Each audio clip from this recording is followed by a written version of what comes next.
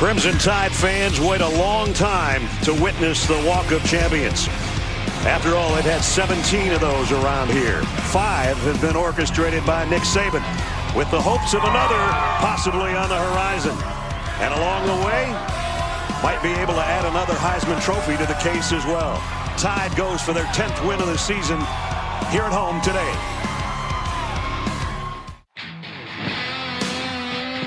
Welcome to Bryant-Denny Stadium. Today, it's the Bulldogs against the Crimson Tide of Alabama. Let's go!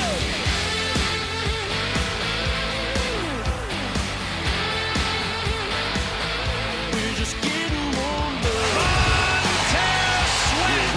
Finds Irv Smith. Touchdown, Alabama! We're just getting warmed up. The Home Depot SEC on CBS. The best game from the best conference. And Jason, many times that means the best team as well.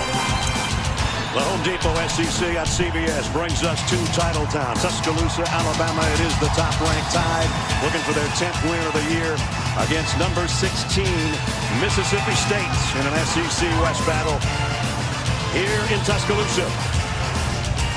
College football playoff rankings updated on Tuesday night. No change in the top. Alabama number 1, Clemson, Notre Dame, and Michigan.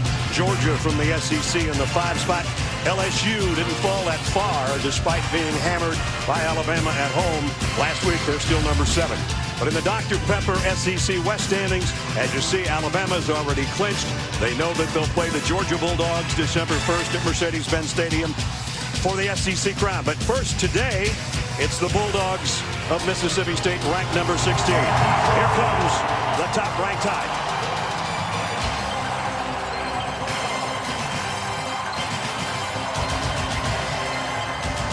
Looking for their 24th straight win at home. That would tie the all-time school record. Welcome to Veterans Weekend and to Tuscaloosa, everybody. Brad Nessler along with Gary Danielson.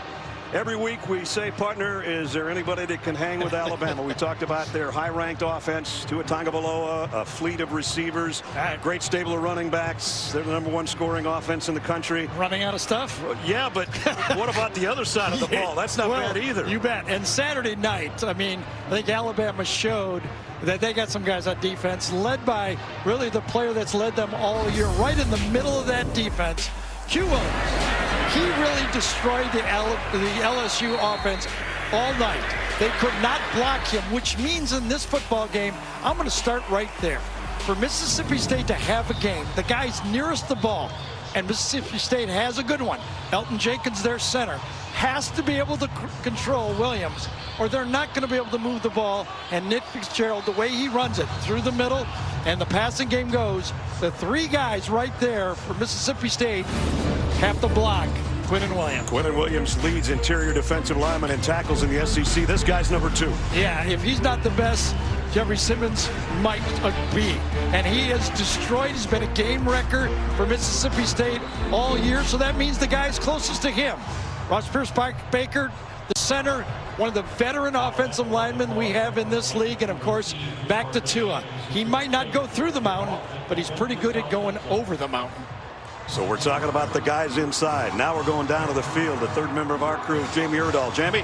Well, Brad, we've seen mild flashes of panic from Alabama fans, and rightfully so, over the past month as their quarterback, Tua Tagovailoa, has been dealing with a knee injury, even last week breaking out on his own touchdown run and going to the medical tent afterwards to be tended to, but he continues to say that knee is fine. The problem is when he's in that medical tent and who takes the field for him, and for the 2nd straight week, it is not veteran quarterback Jalen Hurts. He was extremely limited during warm-ups before this game. It's an ankle injury that once again helps him, keeps him from being a backup quarterback. He will once again be the emergency 3rd quarterback, Brad. It'll be the redshirt freshman Mac Jones. This Mississippi State team has proved they do not go away against Alabama. It's a situation to watch. It sure is, Jamie. Last year they wouldn't go away either in Starkville until a late touchdown on a Jalen Hurts touchdown pass. Won that one 31-24. This is the 103rd meeting between these two teams, going way back to 1896. The Tide has won 10 straight. I know it looks pretty, but it's a little chilly for this time of year in Tuscaloosa. Sunny, 49 degrees. It's about 14 degrees below normal for this time of year, but it's about to warm up in front of 102,000. Do you think those big guys we talked about will love this weather, though? No doubt. You and I were talking about if you're playing, it's great weather. Yes. If you're in the stands, it might be a little cool. Alabama won the toss. We see so many times teams defer to the second half. Alabama wants the ball and would love to take it right down the field and score. They've done that every week until last week against LSU. So that means Scott Goodman will tee it up. Josh Jacobs and Brian Robinson await on the other end.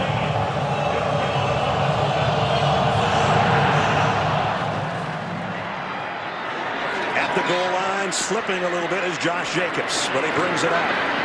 Trying to get to the edge, and did. And he's got a nice return. He got past the 25. Not quite sure we're going to mark him out of bounds as we take a look at our Chick-fil-A starting lineups.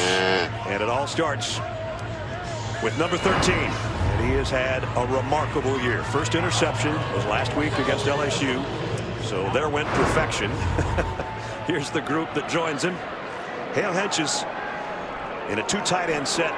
You watch him block sometimes. He doesn't catch a lot of balls, but when he does, they're usually touchdowns. That's right. First down for Alabama from the 27-yard line.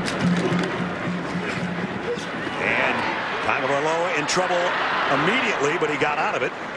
Looked like they were going to get to him for a sack, but he picks up about 5 yards. Defensively for the Bulldogs of Mississippi State. We talked about the guys on the inside. Jeffrey Simmons, Gary talked about him, and Montez Sweat on the outsides, the number 2 sack man in the conference. This is a very, very good defense, a veteran defense. So Tua got 4, second down and 6. Damian Harris behind him in the tied backfield. And he'll get the carry. And he blasts his way to a first down and a bunch more. And with that carry, he just passed Johnny Musso on the all-time rushing list. Nice for name Alabama. to pass. And you talk about when one of these backs get the ball, they seem to have a sense of urgency because they know there's 3 guys behind them that want the ball too. That's right. They run like it might be their last carry every time they get it. So that moves him into the number 8 spot all time on the Alabama rushing list and gets his team out to the 43-yard line. 3 wideouts to the top. And it's Harris again. And did the ball come out at the end? I think it might have. Officials haven't signaled yet.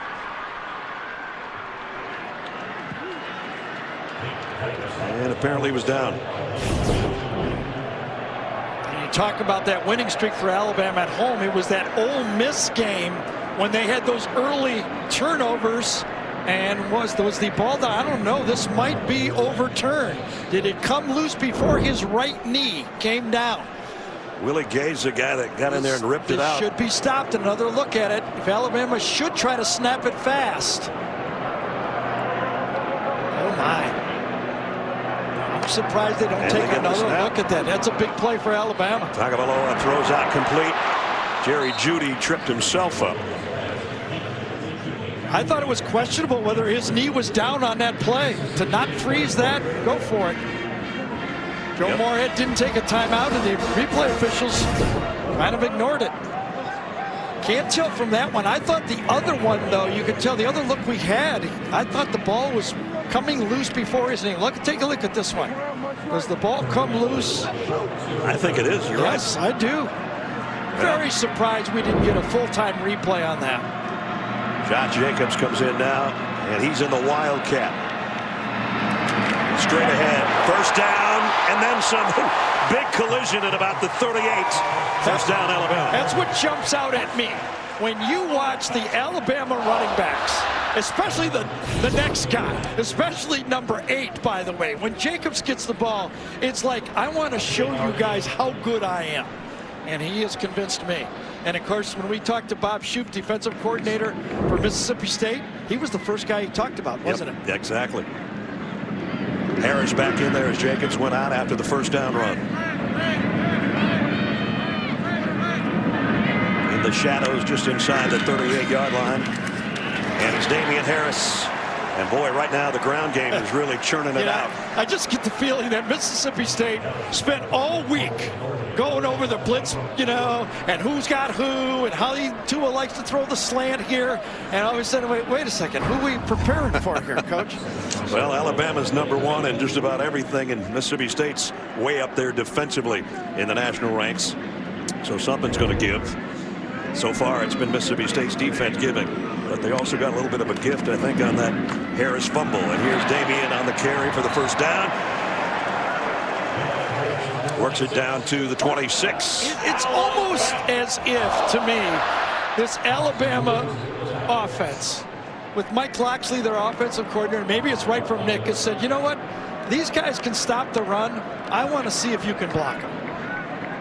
And it's just like they've challenged their offensive line. Right. So let's see if you can block them, because these guys are studs. They rush the passer well. Let's see if you can do it. See how good you are. Danielson's been saying you're really coming on. Let's see what you can do. Now first down, a play action. Tagovailoa loads, fires to the end zone. Got Irv Smith. He's out at the 1-foot line. Looks similar to the touchdown just before halftime against LSU last week. Pickup of 25. I think there was only about 2 or 3 yards where this ball could have been placed that was open. This was pretty good zone coverage on the play, and Tua, of course, put it in those 3 yards. And now it's Damian Harris for the walk-in touchdown, Alabama. So there's another opening drive touchdown. Their 9th in 10 games this year.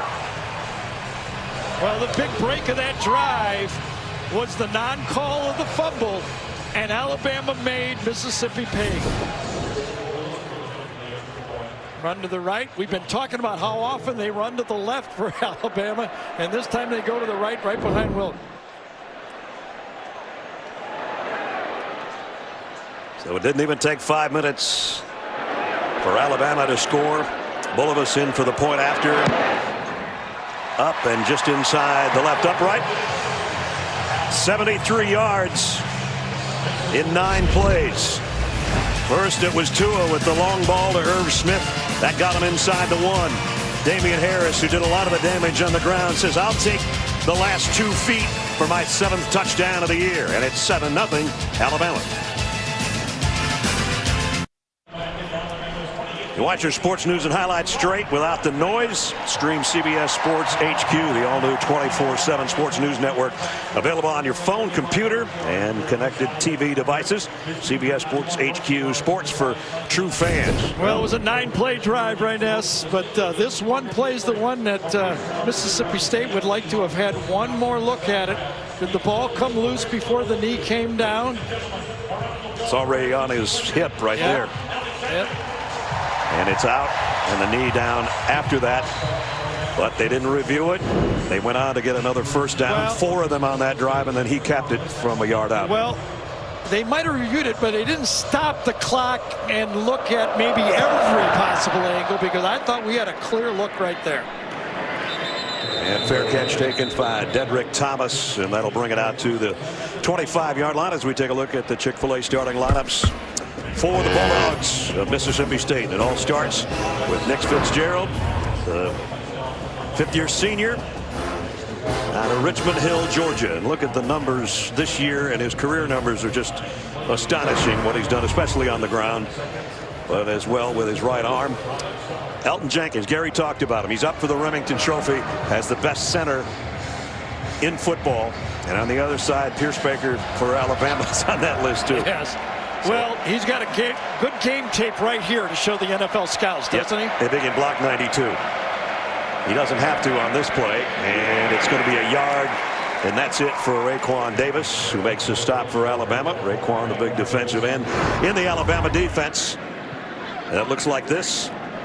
And Quinnen Williams, who had a 10-tackle, 2.5 sack game. And as Gary said, he had a great game record against LSU. It was unbelievable to watch him last week. 2nd down and 9. Kylan Hill in the backfield with Fitzgerald. Nick's going to throw and fires, completes just a little bit short of the first down, I think. See where they mark it. Got it. So Cyrus Mitchell. his favorite target. 21st catch of the year. Two good things on that play for Mississippi State Bulldog fans is decent throw and a catch. They've been plagued with drop balls and inaccurate throwing. They need some of that to keep this Alabama defense honest. Only need about a foot for the first down on 3rd down. Alabama jumped, and now the offensive line stands back up, but no penalty marker either way. They tried to do that NFL move where they point at him, but they did not get the call. This should be Kylan Hill dropped for a loss. Isaiah Buggs, and that just ruined what was a 3rd and very short yardage for Mississippi State. See, this is one of the things about going shotgun in these 3rd and inches. You would think Nick Fitzgerald from the quarterback sneak would pick up the first down. But he's 6 yards behind the line. Yes, and that gives the edge player. We saw it Florida a few weeks back against Georgia. I mean, you give them a real chance here. And again, possessions against Alabama. Moving the sticks and making first downs is so important. So instead of a first down, it's Tucker Day to punt. Wow. High booming kick. Waddle has to backpedal all the way inside the 20. Nice punt. But Alabama, with a touchdown lead, has it back. Their 2nd possession coming up. CBS Super Bowl season continues tomorrow. Doubleheader, Brady and the Patriots against Tennessee. 2nd game, Seattle and the Rams, Miami and Green Bay. Day kicks off with JB and the guys. NFL Today, as Nate, Boomer, and Phil and Coach will be along. NFL Today presented by Jeep, noon Eastern tomorrow. That's going to be a good lineup. Right here, we've got top-ranked Alabama already with a touchdown lead on their opening drive. As we do Project Smarter, presented by Home Depot. Gary? Well, I'll tell you, it's not being too smart. When you're 6'6", it's hard to be wrong. I'll tell you that. Because Montez Sweat is another one of those front 4 for Mississippi State that has to be accounted for on every play. Here's the throw out in the flats to Irv Smith again. And Smith down the sideline. He's almost got wide receiver speed, and he showed it there. Errol Thompson knocked him out of bounds. You know, and again, modern football, they line up their tight end wide receiver right, put him in motion, and run one of those little bootleg plays right at Sweat, by the way. And that's part of the game plan, is to run at number 9. Run those plays. He's so fast away from the play, you got to go at him. And you saw friendly fire. Errol Thompson, one of their best defensive players, a middle linebacker, got rolled up on at the end of the play trying to make the tackle by his own teammate right there. And he's a guy out of Florence, Alabama, which is a couple hours north of here. And I really think he's one of the key guys in this game, because they are going to double team inside. He has to clean up and make tackles. Well, we're going to hope that he can come back in the game.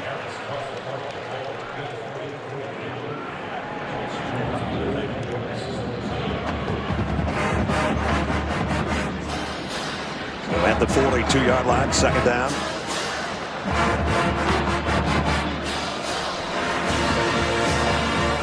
Not a lot of throwing yet, except to Irv Smith for Tua Tagovailoa. But he's got 3 wideouts there, Judy, Smith, and Ruggs this time. He tucks it himself. Yeah, I don't understand that. I don't either. The last thing I'd be doing. I got 4 running backs. I've got 3 wide receivers that are going to play in the NFL. I got a tight end that's as fast as almost any wide receiver, and I'm running my quarterback with a big brace on his knee. Yes, I was going to try to get there, but I didn't want to do another Home Depot smart thing, because that's not smart.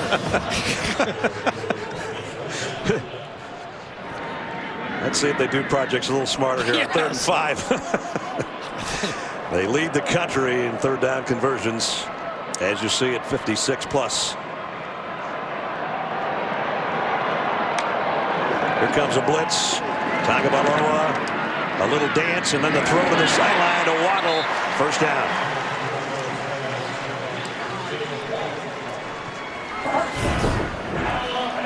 Watch Damian Harris pick up the blitz and allow Tua go from the right side to the left side, come back to the outside, and of course another perfect throw. I mean, I don't know what they don't have. What is our 4th game? Yeah. I'm running out of stuff to say, and we're going to do 2 more times. 2 more times. Right. And then we're going to hand off to Chris and Kirk. And Yeah, they can do them again exactly. or twice or whatever. Play fake, the throw out in the flat. Irv Smith, his 3rd catch so far. And the ball came out at the end, but he was already down. So again, when you have a great player, sometimes you got to go right at him and make him make decisions. Watch what they do to number 9, Montez Sweat, on this play. Make him decide, slow him down with a little play action, goes the wrong way, and then throw over the top. Perfect game plan. Mike Loxley said they were going to do that against number 9. They always know where he's going to be. He's always to the wide side of the field. Josh Jacobs, first down. Inside the 33 as we check in with Jamie. Well, it looked bad for Errol Thompson at first, getting rolled up on, but it looks like good news. He had his right ankle taped. He is on the sideline, helmet in hand, and he seems to be available again for Mississippi State. That's good news for them on that inside linebacker position. He had 5 tackles and a sack in the game last year. And as Jamie said, he's got it chin strap on, ready to come back in, it appears. It's good. Second leading tackler for him. You know, you put on the tape and you can't help but watch him. Najee Harris and Josh Jacobs both in, and now Josh Jacobs is out in the flat. Tua wanted to go that way, I thought, and now throws instead incomplete, intended for Judy. That almost looked like they were thinking about a double pass. Josh Jacobs was so deep in the backfield. Or they were showing that to Mississippi State, because he glanced out there and nothing was there, and then right away, that's one of the great talents of Tua, is he instantly can redirect and throw the ball. He's got such a quick release. That's the only one he's misdirected, and that wasn't by far. He's 5 out of 6 for 67 yards. Najee Harris, who ran strong a week ago, and this is a pretty good one as well, down to the 25, a couple yards shy of the first down. Yeah, you know, you only get so many turns here. The other guy's just as good as you are, and you run the ball and you come off the field. And there is Errol Thompson back out there. 3rd down and 2. Jacobs now behind Tagovailoa. Pick your poison. Are they going to run or throw? No one has any idea, I guarantee you.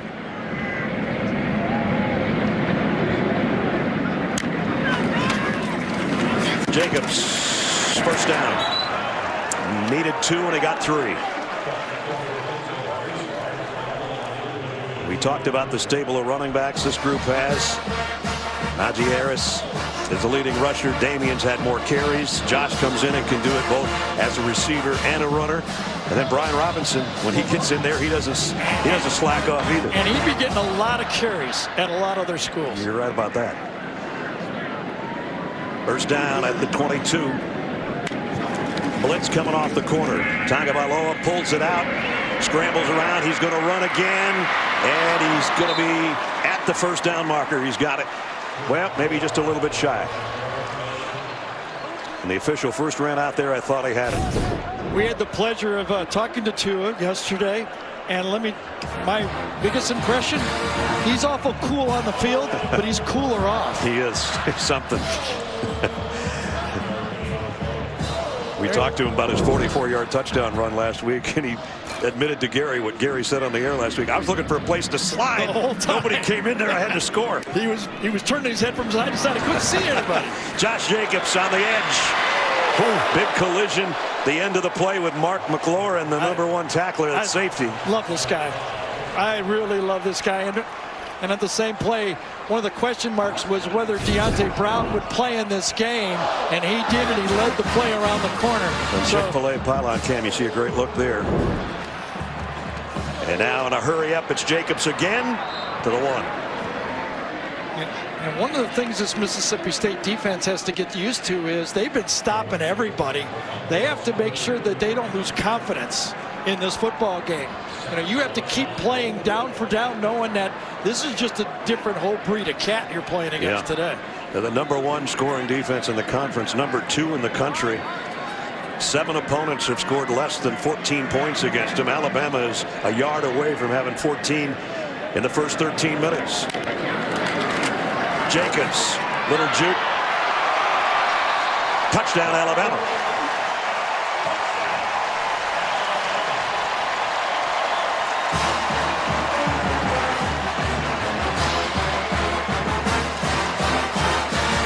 the end zone again here in the first quarter. Again, a 1-yarder.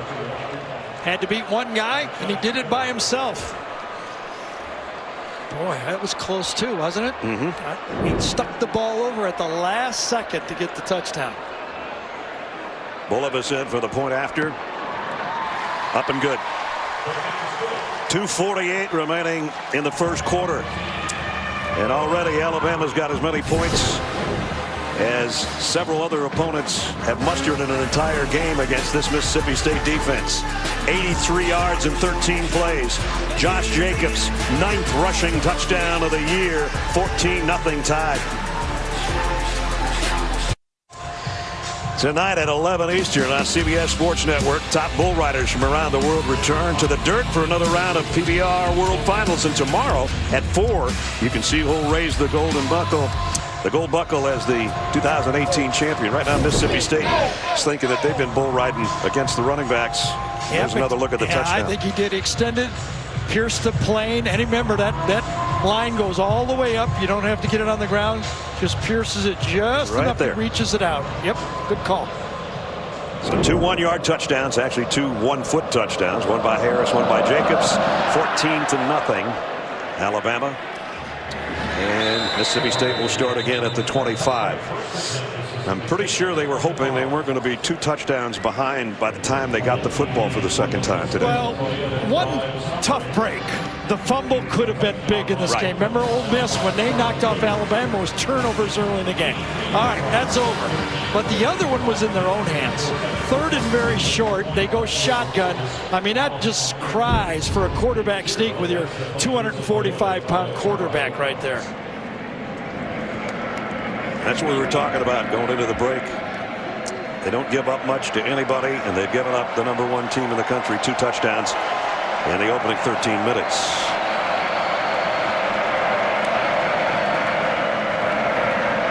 Play fake. Fitzgerald in trouble. He's going to go down. Johnny Dwight, not even a starter, picks up the sack. Well, Nick Fitzgerald got this ball close to the line of scrimmage, but against this team, if you don't have it, you got to throw it. You cannot ask your offensive linemen to hold more than a second and a half. That was a design quick pass. You have to know, get rid of it. Now, he got back to the line of scrimmage, no big deal, but long term, that hurts. 2nd down and 11. And it puts blood in the water for this defensive line, too, for no doubt Alabama. about it. Here they come again. Fitzgerald in trouble again. Going down again. And it's Q. Brennan Williams. Yeah, this was a poor snap, and you got to wonder inside if the threat of Quinnen Williams on the nose tackle. Watch, Quinnen's on him. He's got to block him. Watch the snap. You start worrying about the best defensive lineman in the country, and you don't take care of the snap, your first job. That's his 5th sack of the year, and it drops Mississippi State way back at the 19-yard line. And it's not going to take Brad long to answer this question. What does Quinnen like to do in a game? Dominate. You got it. That's what he told us 10 times. 4-man rush. Fitzgerald down the middle, completes it, but it's going to be short of the first down. Stephen Guidry, and they're going to have to punt again. 2 straight 3-and-outs. And if you have that repetition that Quinnen has, watch what Mississippi State does. They double team him. They put 2 guys on him. That means someone else is going to make a play sooner or later. That puts a lot of stress on the line. When you took 2 players on an inside defensive tackle, that means your 2 tackles to the outside are on an island. Tucker Day to punt again. Jalen Waddle waits back around the Alabama 30. Again, he hit it a mile in the air. Waddle's got a call for the fair catch, and it bounces and takes 1 hop, and Surtan's back there with him. Yeah, heads up play by Surtan, though. He didn't know if that ball hit Waddle. 2 freshmen back there making smart plays. Veterans Weekend. Joe Willie's in the house. Alabama leads by 2 scores. tomorrow on CBS. Some friends come into our life the exact moment we need them most. Watch an all-new God Friended Me tomorrow after 60 Minutes, only CBS. Our friend Jamie Erdahl on the field. Jamie? Well, it sounds like Nick Saban got an earful about the way teams or his players celebrate, and specific to Tagovailoa last week, going up for the belly bump with some teammates, comes down on that right knee. Man, it looked like it hurt. Evaluated, came back in. So today, he took it down a notch. Calm little handshake, one or two, but it was Devonta Smith. Thank you very much, sir. Thanks for getting us down the field. So let's say he took it down a notch, and rightfully so. That is, and Tua told us yesterday, no more of that stuff. Yep, shake hands. Shake hands. Save the knee. Claps his hands here and gives it off to Damian Harris, who dives out for 5, maybe 6. Well, I think this Mississippi State defense night now, it's a critical series, right? 14 points has been given up. We talk about the confidence from that defense. They need a stop here to stay in this football game, number one, but for their own psyche. I mean, They come into this game thinking, believe it, all week they've been saying we can play defense like Alabama. And they come out here and get shocked. They need to stop badly. Came in allowing only 9 touchdowns, and 2 of them already here in the first quarter. And an offside. So Alabama will take the penalty to keep it at 1st down and 5, save themselves a down. The gain was about the same for Damian Harris on the carry. So 1st and 5 at the 31.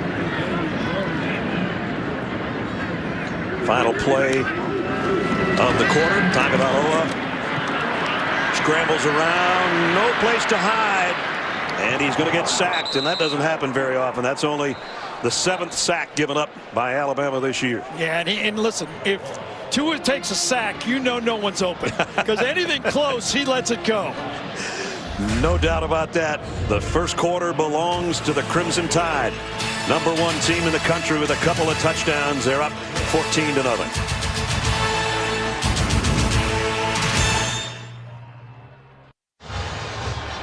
Tomorrow, big tech companies are making billions off your personal data, but are they protecting it? Plus, these twins made a secret pact as children that's led them to become NFL teammates. Amazing Griffin brothers tomorrow on 60 Minutes. We start the second quarter. Alabama with a 2-touchdown lead. And the ball at their own 25-yard line. Tua Tagovailoa, throwback screen.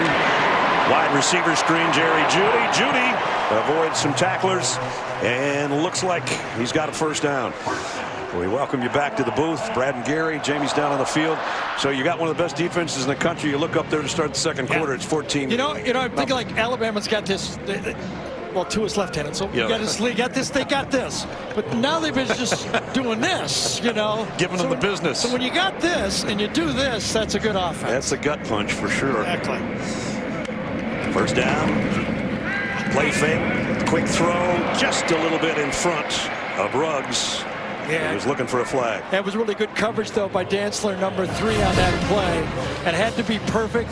Tua usually is close to perfect. That could have been caught, but that's pretty good coverage. Dantzler, sophomore out of Hammond, Louisiana, has come a long way. Terrell Buckley, former star at Florida State's their secondary coach, and he really likes that kid. 2nd down and 10. Tua scanning the field here. You check his eyes. Boy, it's a run call every time. The Mississippi State 2 deep safeties, zone look all the time. There's the throw in the flat to Jeudy. Look at that speed. He can accelerate so quickly. It looked like those 2 guys had an angle to make a tackle, and he just put it in 7th gear. So on these RPOs, okay, the last thing you do is look for the blitzing safety on the play. So you got the 2 deep safety look, and you go, okay, I'm going to hand the ball up. Here comes a safety. I can throw it. That's the modern day football that has really changed this game. We were talking to Nick Saban about it. He said, I changed a few years back, and we picked out the play, didn't we? You said it was against Auburn, the kick 6 game, the last touchdown. And all of a sudden that RPO, Nick said, you know what? If they're not going to call that, I'm going to start running it. Exactly. He changes with the times and just keeps winning titles. And here's Josh Jacobs for another 1st down. That's what's so different about this Alabama team than some of the pound-the-ground teams of the past. Of course, they got a guy that's thrown it out there that's pretty good. And remember the first adjustment, he went out and hired Lane Kiffin. That was the transition, brought the RPO offense. Lane leaves, and he goes out. Mike Loxley takes over, and now, as you said, gets a gunner.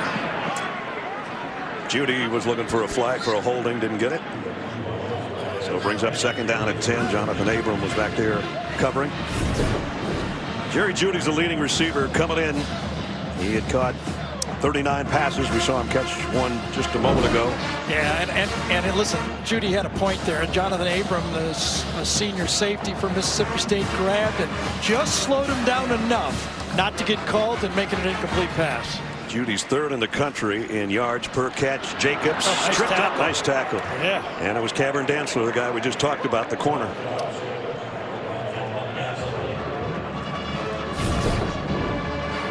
High snap.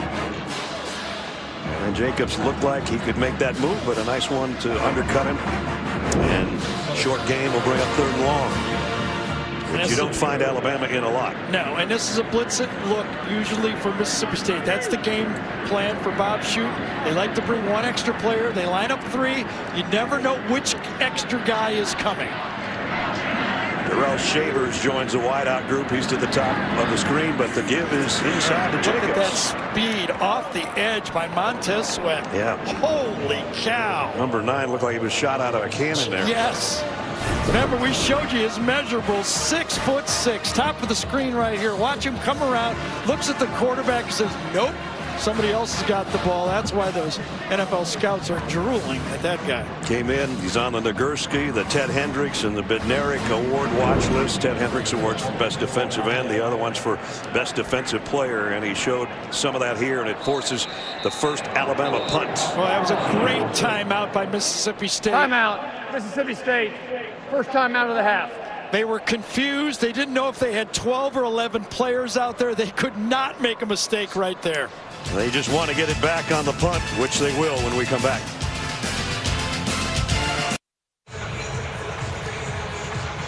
Want to stay up to date? Hey Siri, show me college football scores.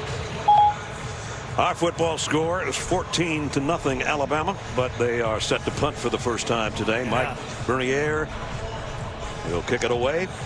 And Mississippi State did have 12 players out there, so it was a good timeout. And they're staying in their defensive unit out here. They want the ball back so bad, they do not want to give any signal to Alabama to even think about faking.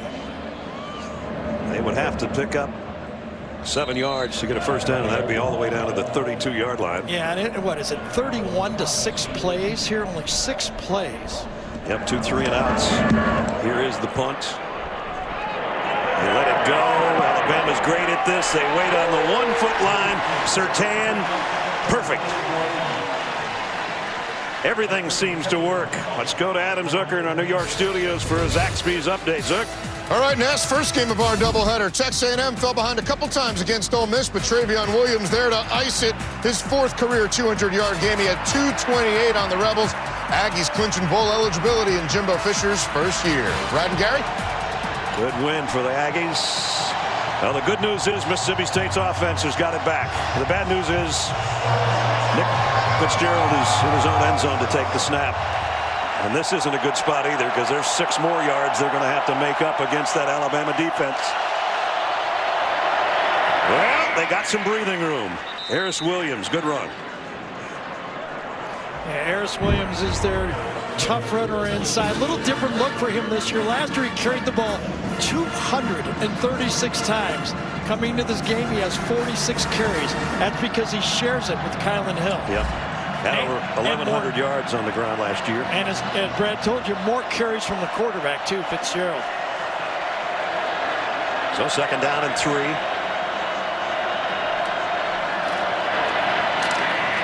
Williams again trying to get to the edge. The stiff arm, the spin move, he got there. First down. So that's their first down of the game so far. Their leading rushers coming in. As Gary said, 155 carries for Fitzgerald, 839 on the year, and then 81 and 46 between Hill and Williams. You know, because of the amount of, when they're most effective, Nick Fitzgerald's carrying the ball inside on the power. I really think he has to run the ball more than 100 yards, which no quarterback has ever done against Nick Saban here at Alabama. He pulls it out here and throws it complete to his tight end. And Justin Johnson with a good game. The threat of him running allows him to those little dump-offs to the outside. To keep that Alabama defense guessing, they have to be convinced that Nick Fitzgerald will run the ball inside, and that'll allow him to dump it off on those little RPOs. Justin Johnson, a Birmingham native. That's his 11th catch of the season. His first today that got him 7 yards, 2nd down and 3.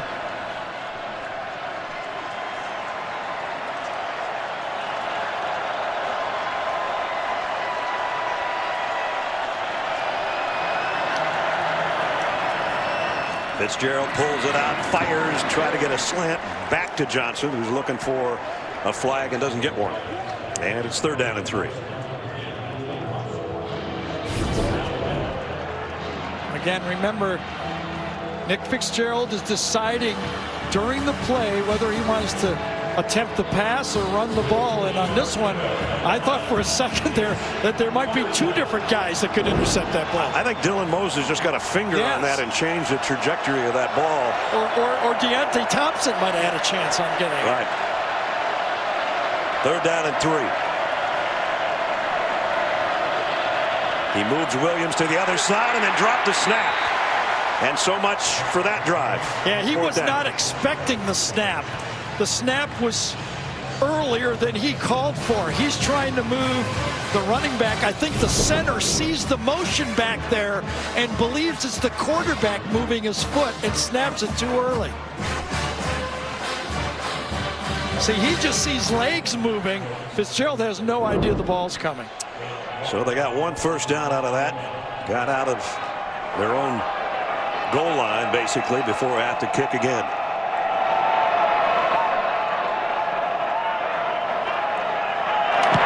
Day's 3rd punt will back up Waddle. Will take the fair catch around the 37 or 38. I get the feeling Waddle's dying to run one. I think he is. He's like, no, I got to do this again. Alabama in control early. A Josh Jacobs touchdown. Damian Harris touchdown. 14-0.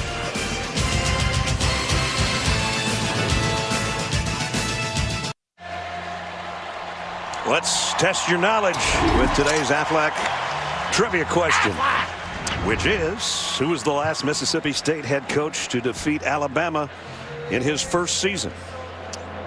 Joe Moorhead trying to do that today. Who's the last guy that did do it? Alabama 14-0. Have the ball back at the 38-yard line. I just have the feeling, don't you, that Tua is going, Coach, I'm ready to let one go here. I want to kind of throw a deep ball.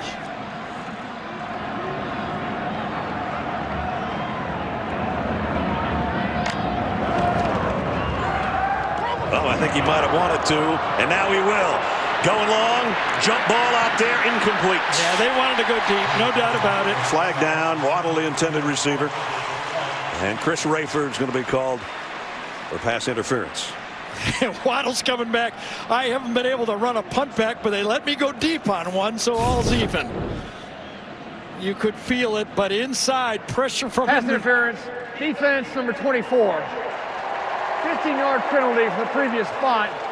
Automatic first down. Yeah, and give Jeffrey Simmons on the pass rush credit for at least allowing the opportunity for that not to be a touchdown, because Rayford had to hold on. He didn't know where the ball was. But if Simmons didn't pressure Tua out of the pocket, that would have been a touchdown. So as it is, a first down by penalty moves it back into Bulldog territory. That's Tua's personality, be able to get what he wants all the time. I'll tell you that. we saw that Friday. Nice hit. Najee Harris dropped for no gain by Errol Thompson. Jamie. Well, you're seeing Lester Cotton in at that left guard position. That's because Deontay Brown re-aggravated a lower leg injury. We saw him in a walking boot at practice on Thursday. He was in the tent the entirety of that last defensive series. He's out now, but questionable to return. He's a slimmed down version of what he was when he first got here. But he was a difference maker when they inserted him into the lineup. that made this offensive line complete. There's a corner blitz. They throw it over the top. Judy. Whoa, wow. He's crazy. Come on. He's crazy. And we saw it last week against LSU. Remember all those moves? Look at this. This isn't even right. You can't do this. That's Walter Payton stuff right there. Remember that? Oh, man. Holy cow. And it wasn't even a first down. 3rd and 1. And Harris close. I don't know if he got it. I think he's short. And Jeffrey Simmons is saying his knee was down. Mr. Official, there's a flag down as well. Offside, defense number 43. And that gives him the first down. Neutral zone. The 5-yard penalty will result in a first down. Fletcher Adams jumped in offside. Yeah, I think he lined up inside on that one. And boy, you don't want to give Alabama any freebies. yes, exactly. The center snap to Fitzgerald when he wasn't ready, lining up in the neutral zone to get a thing. Adams gets taken out, and they bring back in Montez Sweat, who's been given a little bit below because, you know, this Alabama offense is rolling because Mississippi State can't control the ball at all. First down at the 34. Najee Harris bounces it outside, almost tripped up. And then finally Peters pushes him out of bounds, but a good run. You know, Hale Hitchess, number 84, Brad highlighted him in the lineups. You watch number 84 get the blocks. He cleans it, just crushes the end man on the line of scrimmage to allow Harris to get out there, and then he breaks one of those tackles. Najee had 83 yards on 6 carries last week against LSU. He picks up about 8 there, 2nd down and 2. Damian Harris back in behind Tua Tagovailoa. And the ball is out. Mississippi State's got it. Bad exchange between Tua and Damian Harris. And the Bulldogs come up with a turnover. And they needed it. Now let's see if this Bulldog offense can take advantage of it and make it a game. The Bulldog defense 2 stops in a row against Alabama. Now the offense has to do something.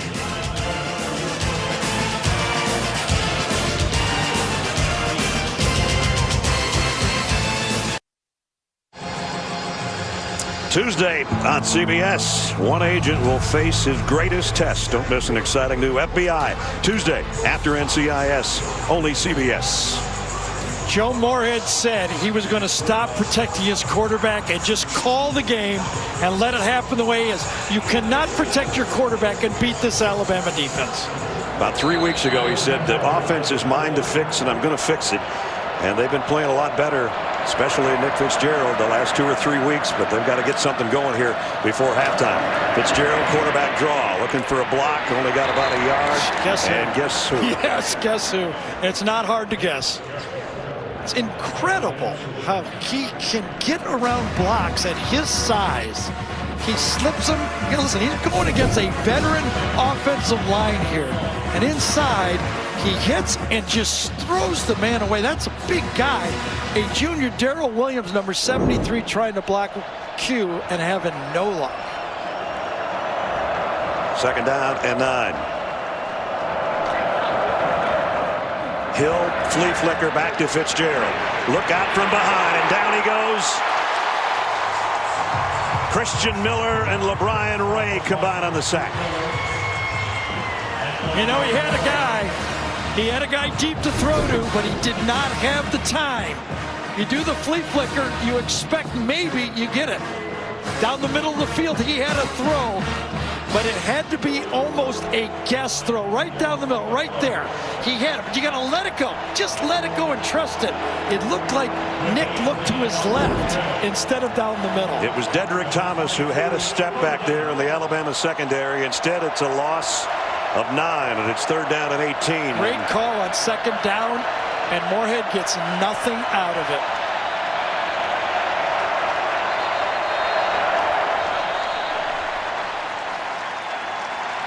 And now the defense fired up as there's a flag and a false start, and it's 3rd. Prior to the expiration of the play clock, timeout, Mississippi State. No, they got the timeout Second before timeout the flag. of the half. So a break with 6:06 remaining in the quarter, and they'll try to come up with what they have for 3rd down and a whole bunch when we come back. Adam Zucker, New York, coming up on the Geico Halftime Report. Houston, BJ, and I get you caught up on today's action, including Florida coming back from down 31-14. Felipe Frank's giving them the lead. Once the Gators fans stop criticizing him, shush, they get the win 35-31 as we go back to Tuscaloosa. Yeah, good for Felipe. He's come back by Florida. Aflac trivia question. We asked you this one a little bit earlier. Last Mississippi State head coach to defeat Alabama in his first season, Darrell Royal, back in '54. Coach Royal went on to Washington and then to Texas. He was replaced by Jim Owens, who was an assistant coach for Bear Bryant at Texas A&M and Kentucky. Owens retired. He was succeeded by Don James, who coached Nick Saban at Kent State. Squeeze it in. Kevin Bacon's in here someplace. I don't know. They're down at 18. Oh, no. And it just keeps getting worse. Coming out of a timeout. Part of the snap. False start. Offense number 61. Just think about this. Penalty. For Mississippi State to come into this football game, they came in here with 19 seniors, 11 of them fifth-year seniors, 28 juniors, 8 of 19 seniors are starters, a veteran team making silly mistakes. 15 of the guys that started last year against Alabama in a one-touchdown loss are out on the field today. And they just seem to be out of sorts. Just think back to that early fumble, though. You know, how much different would it look? Fire down the middle, in and out of the hands of Farrad Green. Wouldn't have been a first down, but pretty good throw. Yes, it was. And again, the problems with drop balls. Let's see how close this was. Was it tipped on target? Oh, yes, perfect. You got to catch that right through it. I mean, as hard as it is to block that front, beat that coverage, make a perfect throw, and then you drop. I was reading something at the beginning of the year. They were really concerned with yards after catch. Now it's catch per throw is what they're concerned with. Day kicks to Waddle, who again has to take a fair catch around the 43-yard line with 5:54 remaining in the half. Playoff standings we talked about updated on Tuesday. They really didn't update much. Alabama 1, Clemson 2, Notre Dame 3, Michigan 4, and you see the rest. What do you got, Gary? Well, it's all going to come down to chalk and who can hold up the chalk. I mean, you got 4 teams here. Now, remember, 2 of them play, so they all can't make it, maybe. So let's call Alabama in scenario 1 winning against Georgia. I think those teams will control their destiny. A win out by the other 3, they'll be in. Committee doesn't have to do anything. What if Georgia beats Alabama in the SEC title game? Oh, no. We're going to have to talk about that. Go ahead. If Alabama runs the table and everybody else does, Clemson and Notre Dame, now what do? It's going to be Clemson 1, I think, Notre Dame 2, Georgia 3, and we're going to have another one of those arguments. And I've got 3 more weeks to decide what I'm going to say. That's great, because that's like a tease to next week. Well, yeah, but also I don't want everybody mad at me for an extra month. Exactly, you know? Especially back in Michigan, the old days.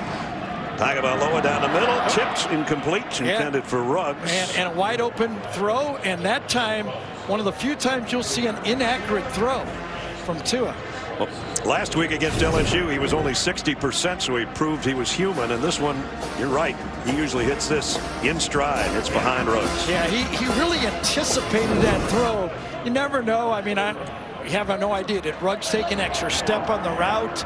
But the timing was not there, and that's he's been hitting those like taking candy from a baby. Here comes a blitz on 3rd and 10. He spins and goes down. Nice blitz. Good job by the defense.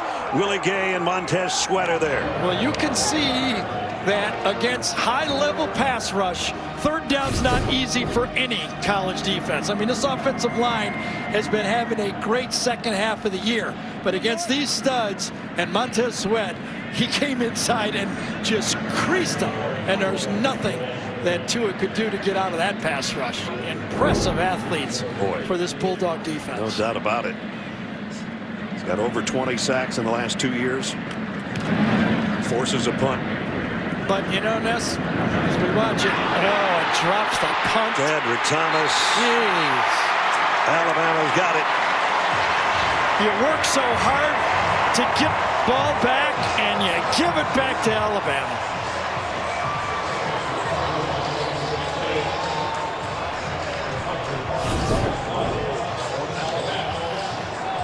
Fair catch.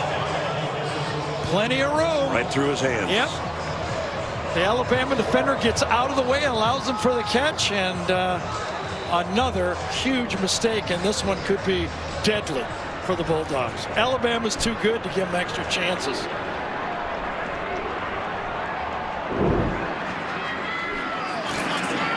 So Alabama's got it with a golden opportunity here.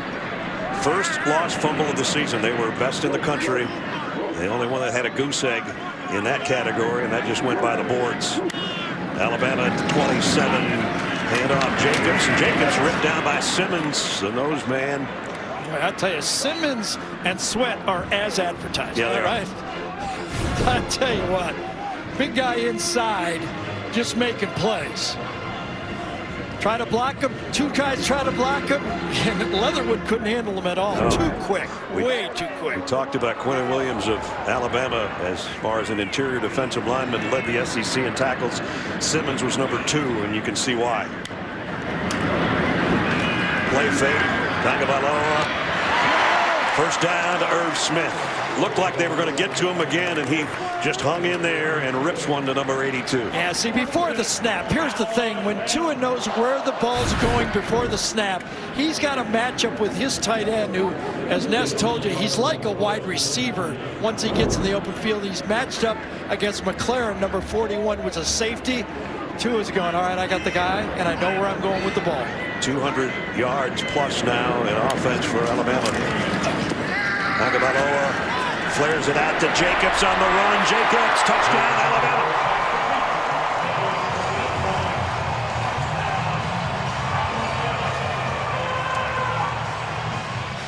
"14 yards, touchdown pass, number 28 for Tua. Thing of beauty. You run it off the stretch play. You look downfield. It's not there. Watch, stretch, stretch, pull it. Now, where do you go? Uh-oh.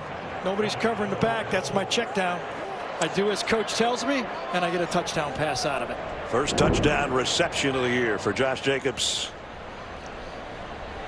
Bulovas in for the point after.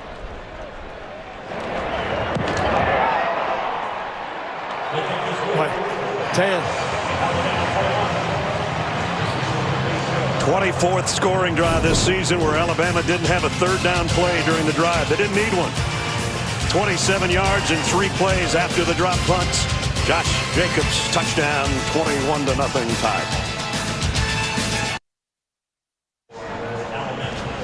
21-0 Alabama as they take advantage of the drop punt and only needed 3 plays to get in the end zone again.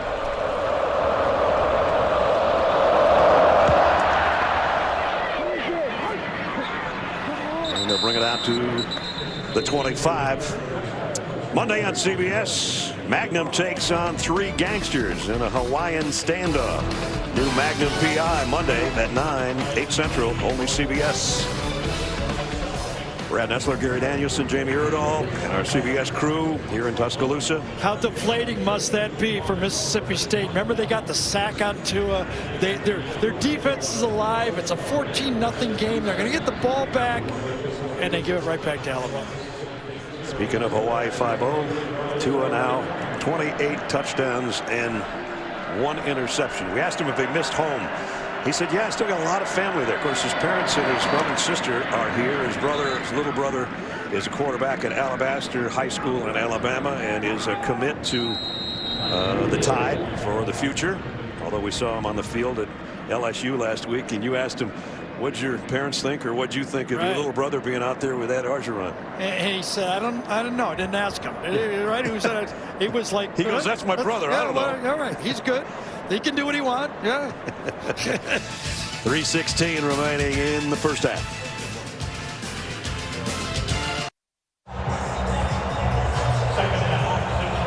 "21-0 Alabama with 3:16 to go. Nick Fitzgerald and the Bulldog offense, 2nd down and 6.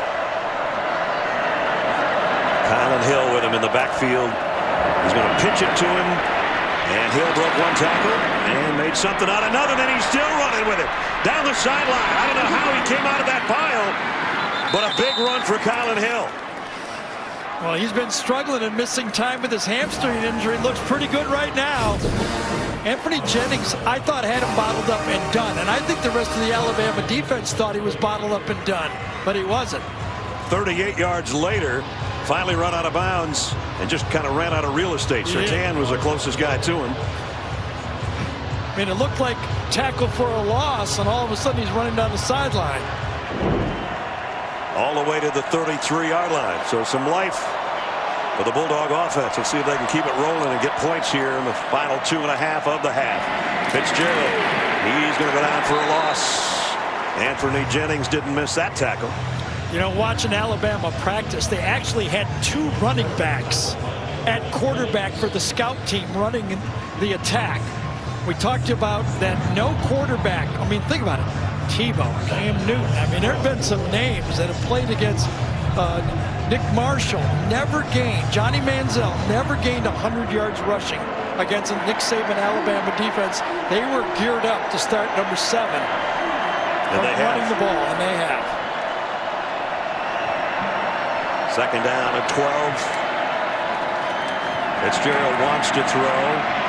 Does. Down the middle and got it complete. Harris Williams, and it's a first down inside the 15. Time to throw the ball. Look at the protection. When you have time to throw the ball, you have a chance to beat somebody. And that was a good throw. Got open. Dylan Moses did not get the good lad. His man get inside the middle of the field, and that broke down the defense. And got it in the red zone for the first time today at the 12. This drive is so huge.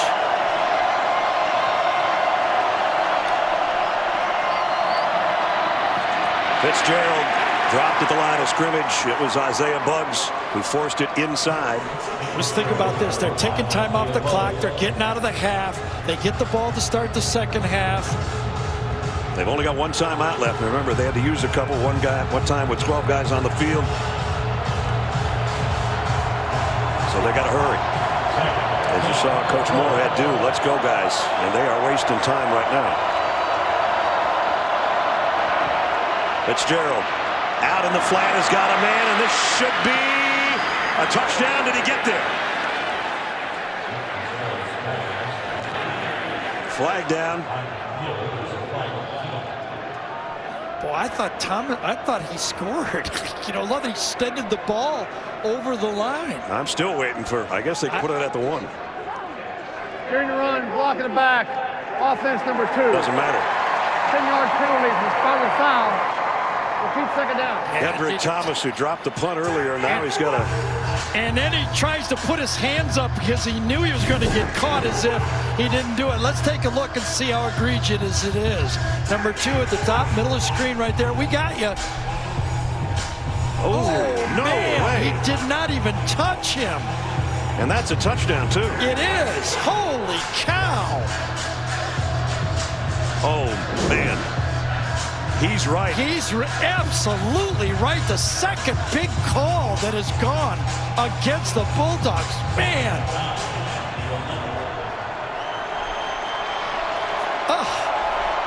I don't even know what to say on that one. No. Second down and 9, I guess I'll say. Fitzgerald. Tipped. Almost intercepted by Thompson in the end zone. That wasn't even as close as the first bad call they got. Wow. Third down.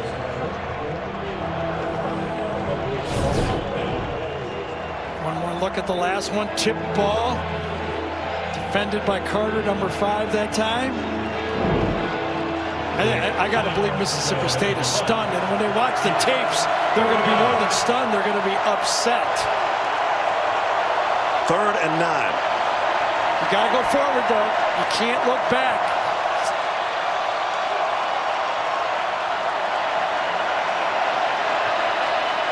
Fitzgerald with the snap, has time to the end zone. Touchdown, Justin Johnson. I think they're going to get a delay of game. Prior to the snap, we had a delay of game on the offense. That's 2 touchdowns. Flag penalty Nice third down. And you have to blame the quarterback on this. Nick Fitzgerald's a fifth-year 31 senior. seconds onto the game clock. 31. That 40-second clock is right in front of him. He knows where he is. He shifts his back. It could have been motioned by the running back as well. The play is called, and it's the right call.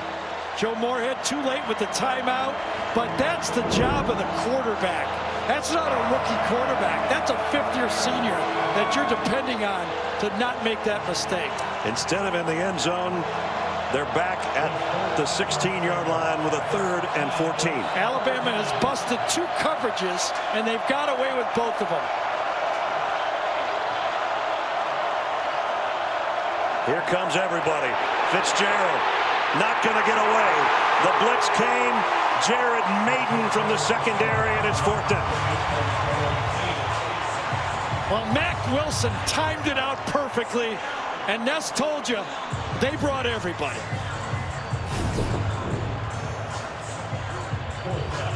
No chance. Mack Wilson does not get a block from the tight end Johnson, and he blows up the running back at the same time. Oh, boy. Those last 3 plays were a train wreck for Mississippi State. Totally. Third and final timeout at half. You know how hard it is to score a touchdown against Alabama? Just ask LSU. They scored 2 and didn't get credit for either one. Exactly.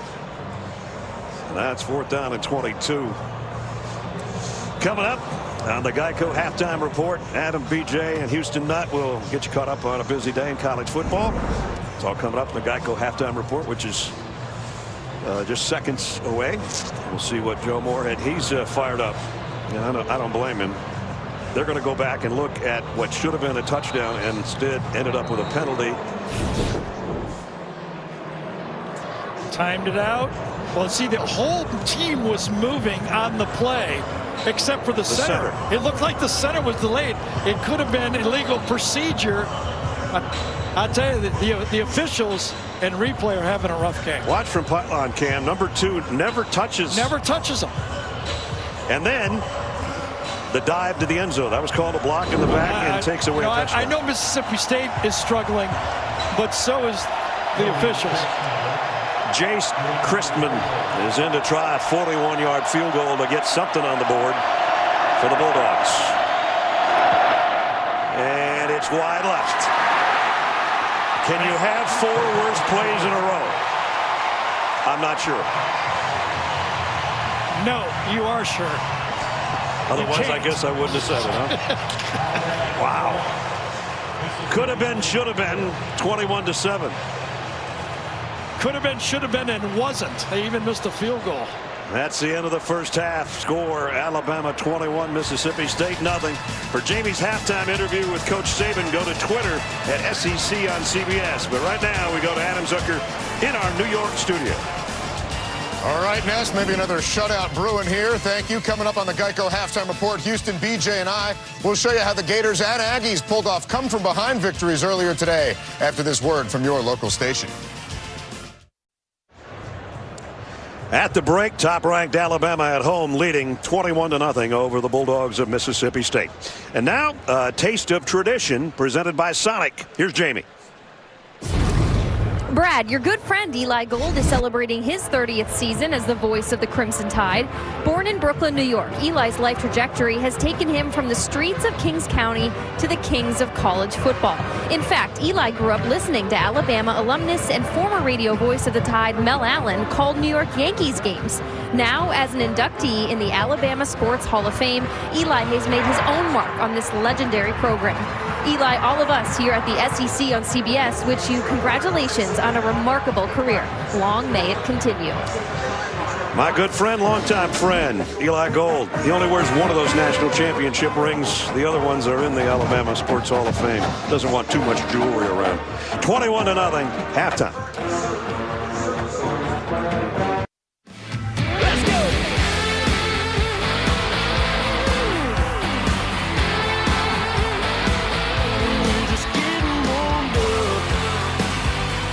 Throws near side, caught by Harris. Handoff, big hole. Damian Harris, touchdown, Alabama. Now they throw it to Josh, left side. He's got a touchdown, Alabama. And that was the story of the first half. All Alabama. Top-ranked Tide going for their 24th straight win at home, and they're halfway there, 21-0. And Alabama took the ball at the beginning of the game, so it's going to be Mississippi State to get their hands on it to start the third quarter.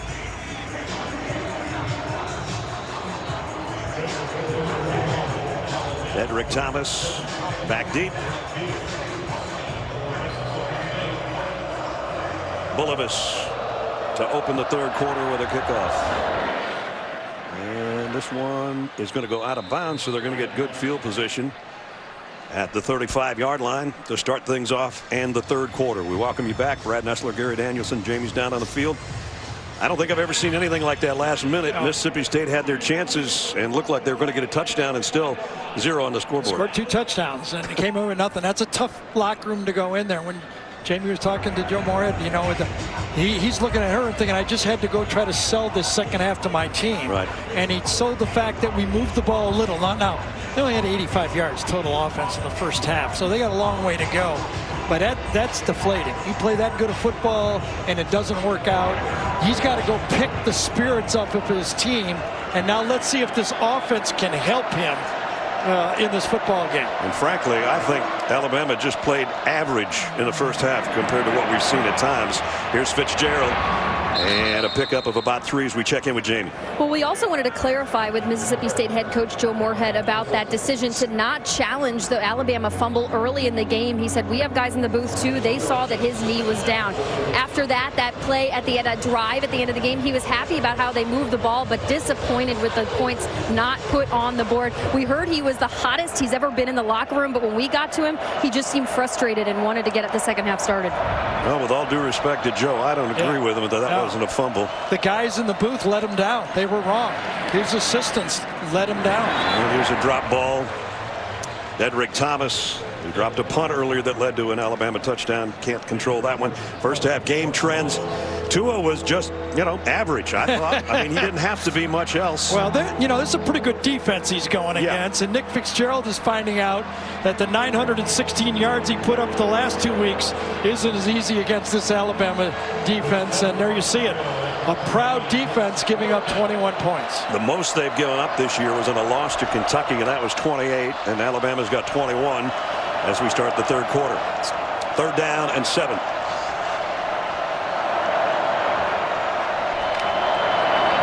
Blitz coming down the middle on the throw, and it's a good one. Complete out near midfield. And it's Farrod Green, the tight end, with a first down. Yeah, Jared Maiden, the safety number 21, has a man-to-man because of the blitz from the outside. Xavier McKinney did not get there in time. And a good throw, a good first down. You wonder, watching Fitzgerald throw here, why he struggled so in the middle of the season, right? He looks fine as a thrower. Connected to that run game, he should be okay. Last week he had 4 touchdown passes, and they were all right on the money. Here's Kylan Hill trying to get to the corner. Got about 5 on him before McKinney took him out of bounds and lost his helmet. And I don't know if he's going to have to come out for a play or not, because his helmet came off, I think, after he hit the sideline. And he will stay out one play. So you got to do it one play at a time. I mean, you cannot, you can't look at the score 21-0. You have to say, let's score some points. Let's make a touchdown, and let's look up, see if our defense can get a stop and go from there.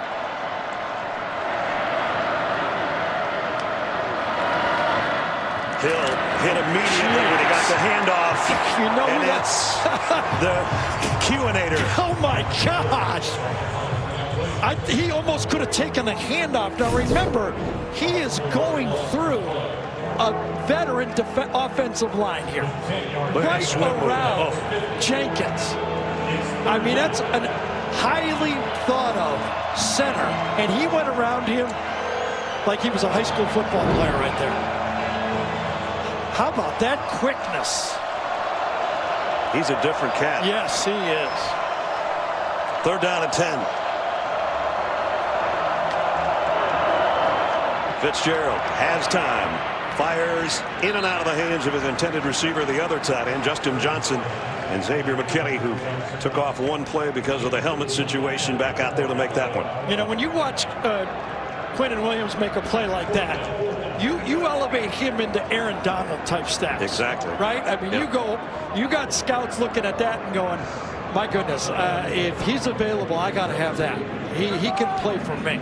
And a year ago, I watched tape of them against Mississippi State. He was the first rotated player in. And he was good last year, too, by the way.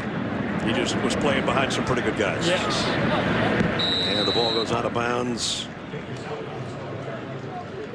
On the punt, they're going to spot it around the 22-yard line. I was feeling bad. Usually I interrupt you on good passes, but I'm interrupting you on nose tackles now. It's a whole new world.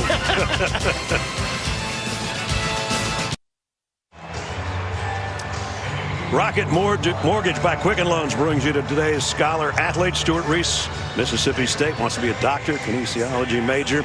And Alex Leatherwood, starting guard for Alabama. Rocket Mortgage by Quicken Loans, showing their commitment to the investment of our future by donating $1,000 to Mississippi State and Alabama's general scholarship funds. 12:40 remaining in the third quarter. Alabama's got it back after one first down by Mississippi State. There is Alex Leatherwood. Looks a little different without the glasses on. Yeah, he's so impressive last year. Remember, he went into that national championship game and played left tackle as a true freshman in that championship game against Georgia. That's his smarts, being able to play two positions. Tagovailoa scrambles and throws on the run. Got it to Waddle. Waddle with a couple of moves, trying to do his imitation of Jerry Jeudy. Does a pretty good job of it. Well, they have flushed Tua a lot in this game, though. Mississippi State has. You know, these guys, this defense was rated very highly, great athletes, and they are showing you that this is a tussle. Tua's not standing back there in that nice pocket every time. He's got a few, but not every time. Waddle got 9 on the reception, 2nd down and 1. And the quick throw on the slant is Jeudy. That one was right on the money in a hurry on short yardage. They go with the throw and a first down. So easy. You just read the man over the slot. As you're putting the ball in the running back, you just see who's at the slot. If he's coming, throw it right behind him. Boy, I wish we had these plays when I was playing. This seems like fun to me. Now back to the ground. Damian Harris got about 1.5 yards. Damian, a senior who could have gone to the NFL last year, a captain out of Richmond, Kentucky, and told us earlier this year, I came back and said I wanted to be a leader for this team and I wanted to win another national championship. Well, they're on their way to 10-0, and we know they're going to play Georgia in the SEC title game. The Citadel and the Iron Bowl are left on the schedule before that trip to Atlanta. Blitz coming. And Tua is going down. Great job off the corner by Willie Gay, the outside linebacker. Yeah, Tua, when he gets wrapped around his knees like that, you have to start to worry. Anytime he gets tackled low, you look out there and say, is he okay? And he seems to be favored. It's for me. Yeah, he hasn't moved from the time he stood up. Absolutely. Watch him go low. Watch him grab the leg. Turn it. Nothing dirty, obviously, trying to make the play. But when you exert like that, you tweak it just a bit. Second time they've sacked him today. Now he stands in the gun on 3rd down and 19. A quick drop, the fire down the middle, and it's intercepted by the same guy. Wow. Willie Gay, back-to-back big plays for the Bulldogs. You know, interestingly, when he stepped into that throw, it was low. He did not have his usual trajectory. You know, that's his plant foot when he throws, and that did not come out. Gay's inside, fakes the blitz, drops. He saw him all the way, but threw it too low. Maybe 4 feet low on that throw. And I wonder, as he snaps into that right knee right there, if he just felt a little bit of a tweak. Waddle was going to be the intended receiver, as you saw him crossing there, but the interception, only the 2nd of the year, thrown by Tagovailoa, gives Mississippi State some life. Harris Williams in the backfield with Fitzgerald at the 40. He'll get the carry. Straight up the gut for about 4.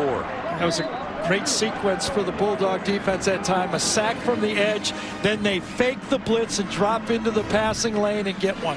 Great sequence for this Mississippi State defense.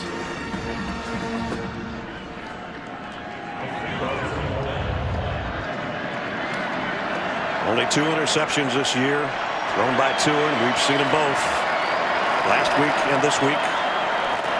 2nd down and 6. Fitzgerald, extra man coming, and it's going to pay off for the Tide. Down he goes. Dylan Moses. Mack Wilson, everybody was coming, it seemed like, from the linebacking core. It's almost you can count on it. If you have any success against Alabama, they're going to dial up the blitz. Mack Wilson comes first, he flushes it, and then Moses cleans it up. And a loss of 12.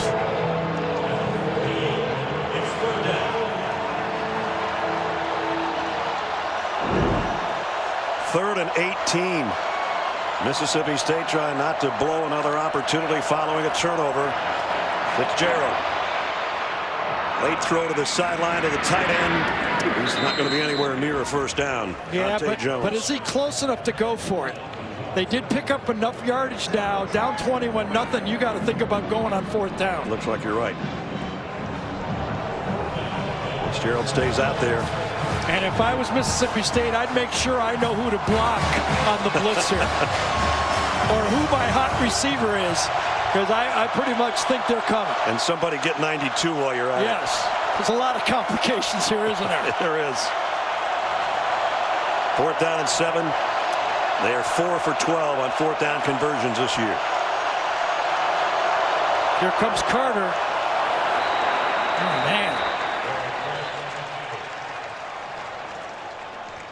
Did Island, the left tackle, jump? Prior to the snap, false start, offense number 55. 5-yard penalty. That's a call. Remain 4th down. Now you have to kick. Yep. Another self-inflicted wound by Mississippi State. I mean, you know, I get it. The officials never want to be the story. Okay, I get that. But Mississippi State's been making their mistakes too. Sure they have. They can blame whoever they want, but they have to point at themselves. Absolutely. First. Two. T-O-O. Yes. Waddle, fair catch around the 14-yard line. Alabama will have it back midway through the 3rd quarter. Frustrating day for Nick Fitzgerald. Alabama leads 21-0. The Home Depot SEC on CBS is sponsored by Verizon, USAA, Jared, and by Sonic. SOCOM Para Commandos here today on Veterans Weekend. We salute you all, wherever you might be. Thanks for keeping us all safe. They bring in the flag and the ball and before the national anthem.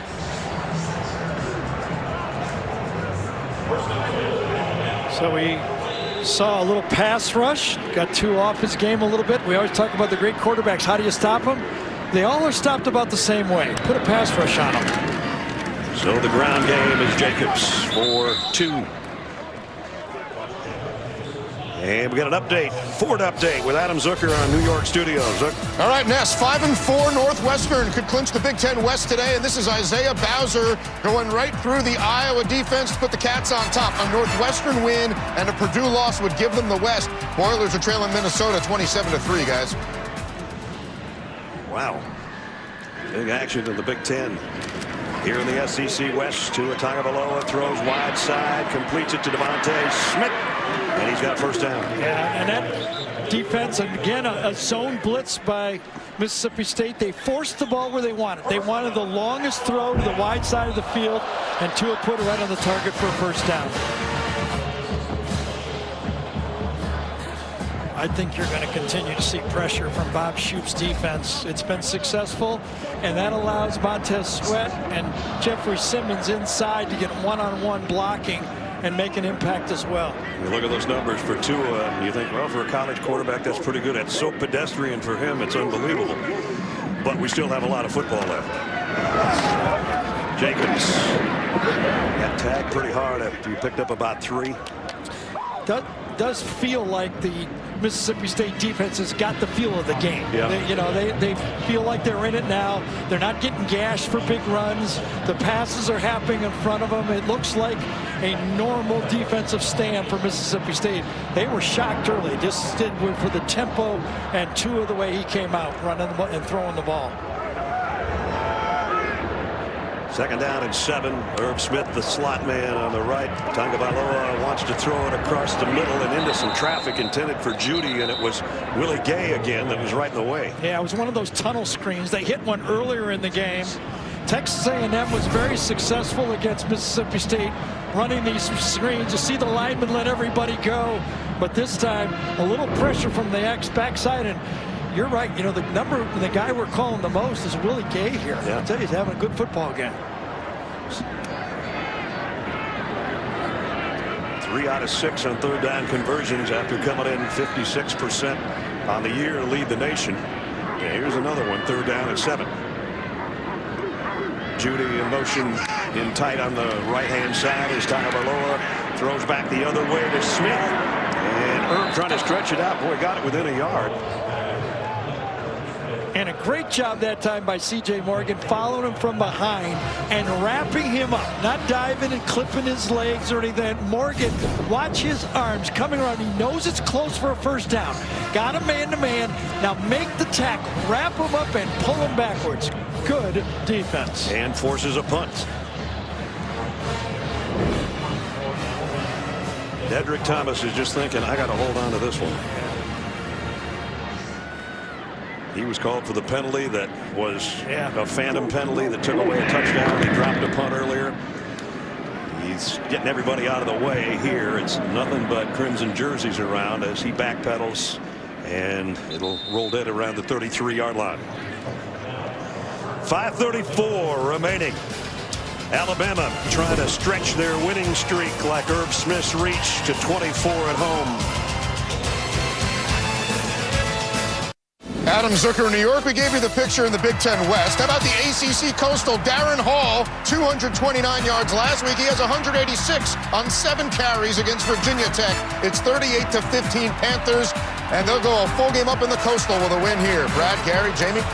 Boy, Coach Narduzzi doing a good job with that Pitt team. 21-0 here.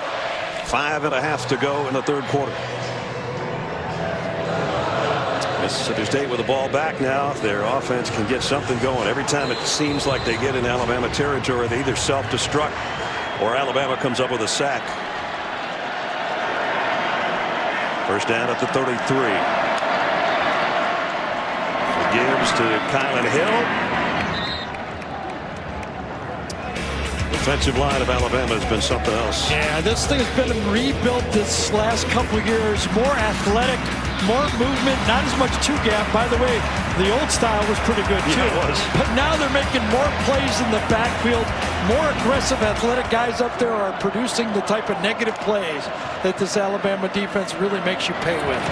2nd and 5, a couple more by Kylan Hill, Buggs, and Davis in on the stop, and it's 3rd and 3. I mean, against now this is stretching as you look at Greg Kuligowski, the new defensive line coach hired away from the Miami Hurricanes, used to coach at Missouri. Another connection though to Nick Saban, and we'll show you here in a minute or so. Hired, and he's one of those pass rush gurus. Right. And he has turned this defensive line into a pass rush specialist group. His defensive lineman just call him Coach Cool. 3rd and 3. Fitzgerald rolling. Will he tuck it? He will. Slides for the 1st down. Well, wait a minute. Maybe he didn't get the 1st down. Yeah, I'm surprised you slide there, don't you? If you're Nick Fitzgerald, I mean, the biggest comparison as you watch Shaheem Carter do his job. He's going to rush the quarterback, but his man is the running back. You know, the comparison that Nick made for Nick Fitzgerald was Tim Tebow. Right. I can guarantee you Tim Tebow would not slide there. I don't. He seems to be, I don't know, pressing. I don't know any other word for Nick to say about Nick. That is a big play to be sliding on 3rd and short. I almost thought he had it anyway, but it's I'm not the linesman. Yeah, so it's where you begin your slide, though, when you slide. So, you know, you have to, I guess the point. But if he dives, he makes it. Nick couldn't see that yellow line. Let's take a look at our GMC game changer. Here. You got a lot of 5-star players, but they're coachable. Watch Damian Harris do his assignment. Not just run, but pick up your blitz. It allows the play. Patrick Surtain on the punt, his job is to go to the goal line, turn around, find the ball. Exactly what he does. And Tua, if it's not open deep, don't force it. Drop it off. He follows the coaching directions, and they all work. If you got good players, which Alabama does, and you listen to the coach, it's good results. And they've had it for twice as long as Mississippi State. 17 more plays. You see the yardage difference, and they've got it back at the 29. Henches the tight end in motion. The give is to Damian Harris for about a yard. Yeah, this defensive line is doing a good job here. The run blitzes, coming off the edge has really bottled up this running attack for Alabama. They've only allowed 4 passing touchdowns coming into this game. Gave up the 5th one on that replay Gary just showed you. Josh Jacobs on that little flare out of the backfield from Tua. 2nd down and 9. All 3 wideouts to the top of the screen. Tagovailoa loads. Reloads and goes down. I think his arm was going forward, but at any rate, it's picked up by Devontae Smith. And we'll wait and see whether or not that was considered a fumble, a forward pass. It was a one-hopper to Devontae Smith either way. You know, I think the officials are called to err in the area of a fumble and not call it an incomplete pass, because if it's a fumble, they don't want to change it as a dead ball. So let's see if they were right here. Was it thrown? It looked like he tossed it on the play. I think he was trying to throw it. Yes, so they'll Ruling come on back. the field was a fumble. The previous play is under review. Yes, I think his arm was going forward, even though the defender was hitting it at the same time. So, so the officials, again, you want to err on the side of calling it a fumble. You can always correct it into an incomplete pass. It's much harder to do the other way. Gary Green was the guy that was hitting Tua while he was trying to throw it. Boy, he's taken some hits in this game. He has. Really think he's taken a long time to throw the ball, especially with this pass rush. So now think about this. Usually on this play, the Mississippi State would love to have this called a fumble, but in this case, since Alabama recovered it, they want an incomplete pass. And they recovered it about 10 yards downfield, so it'd be a 1st down. It looks like he's trying to throw through the arm of Green. Yes. But we'll wait and see. David Allman is our replay official. Tua's going to know he was in a football game tomorrow. Yes, he is. I'll tell you that. Now remember, they got Citadel and then a bye, so he's going to have some time to get some rest and maybe allow. Right now, Tua's going, you know, this might be one of the games I'd like to not play the 4th quarter. He played in the 4th quarter for the first time last week in the win over LSU down in Death Valley. That's Dan Enos on the camera left, to his left right there, quarterback coach. Tua's eyes lit up when we talked about Dan yesterday, didn't we? Yep. Said he can really coach the position. Here's a call.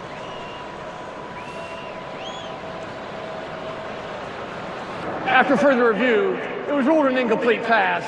It'll be 3rd and 9 at the 30-yard line. Please put 2:54 onto the game clock. So 3rd down coming up. And right now, this Bulldog defense is saying, well, it's all right. We'll rush again. Sure. We've got a path now, and we feel good about it. Simmons and Green and Hoyette and Sweat and company. And from the edge, you know, Willie Gay's made plays.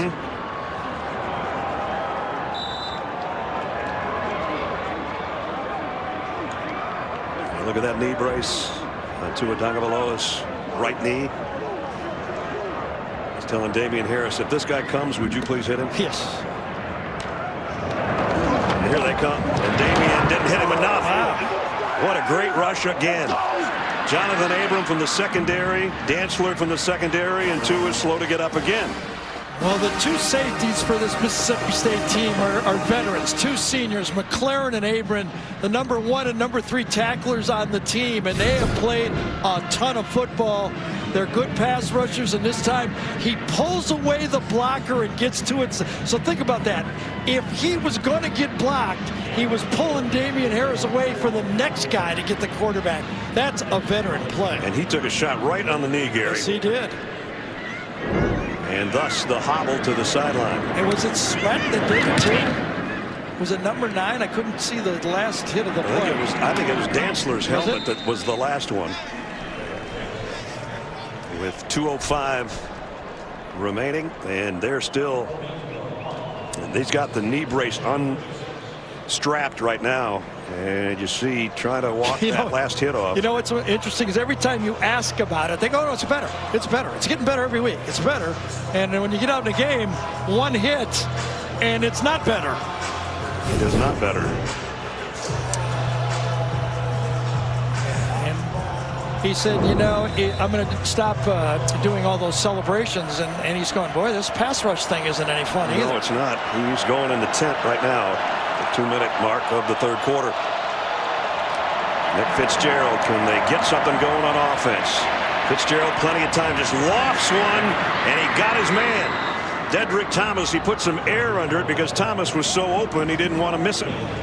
Well, this Alabama defense entering, almost going into the fourth quarter, and now going more than 8 quarters without a touchdown. More than 130 minutes without a score for this Alabama defense. So Fitzgerald just sort of shot-putted that one out there for 20 yards. All the way into the second quarter of the Tennessee game. And now another miscommunication, or he wasn't ready for the snap, and so they pick up 20 and then they lose 5. You know what's crazy? It doesn't feel that loud. I mean, the crowd really isn't into it.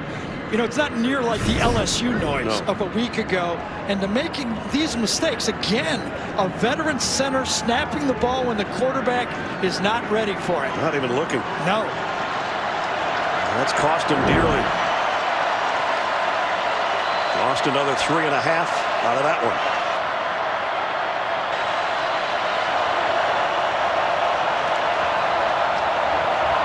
Fitzgerald on play action, throws complete out to the tight end, who's been his favorite target today, Justin Johnson.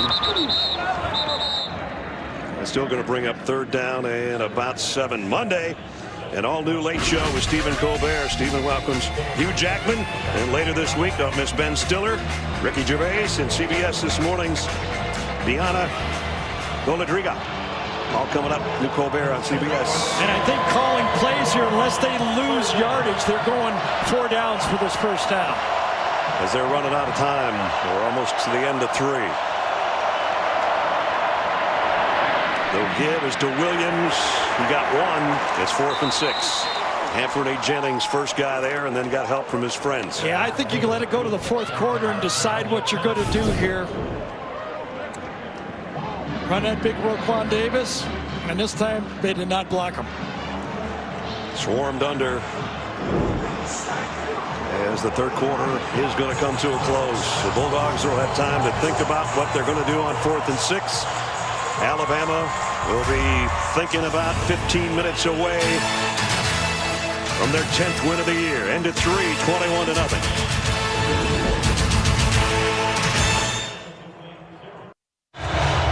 That was the scene a couple of minutes ago. Tua Tagovailoa coming out of the medical tent on the Alabama sideline. Meanwhile, 4th down and 6, Mississippi State to open the 4th quarter. Alabama has 6 defensive backs on the field. Let's see if they come at him again. They do. They will. Fitzgerald has time. Batted down as he tried to go over the middle.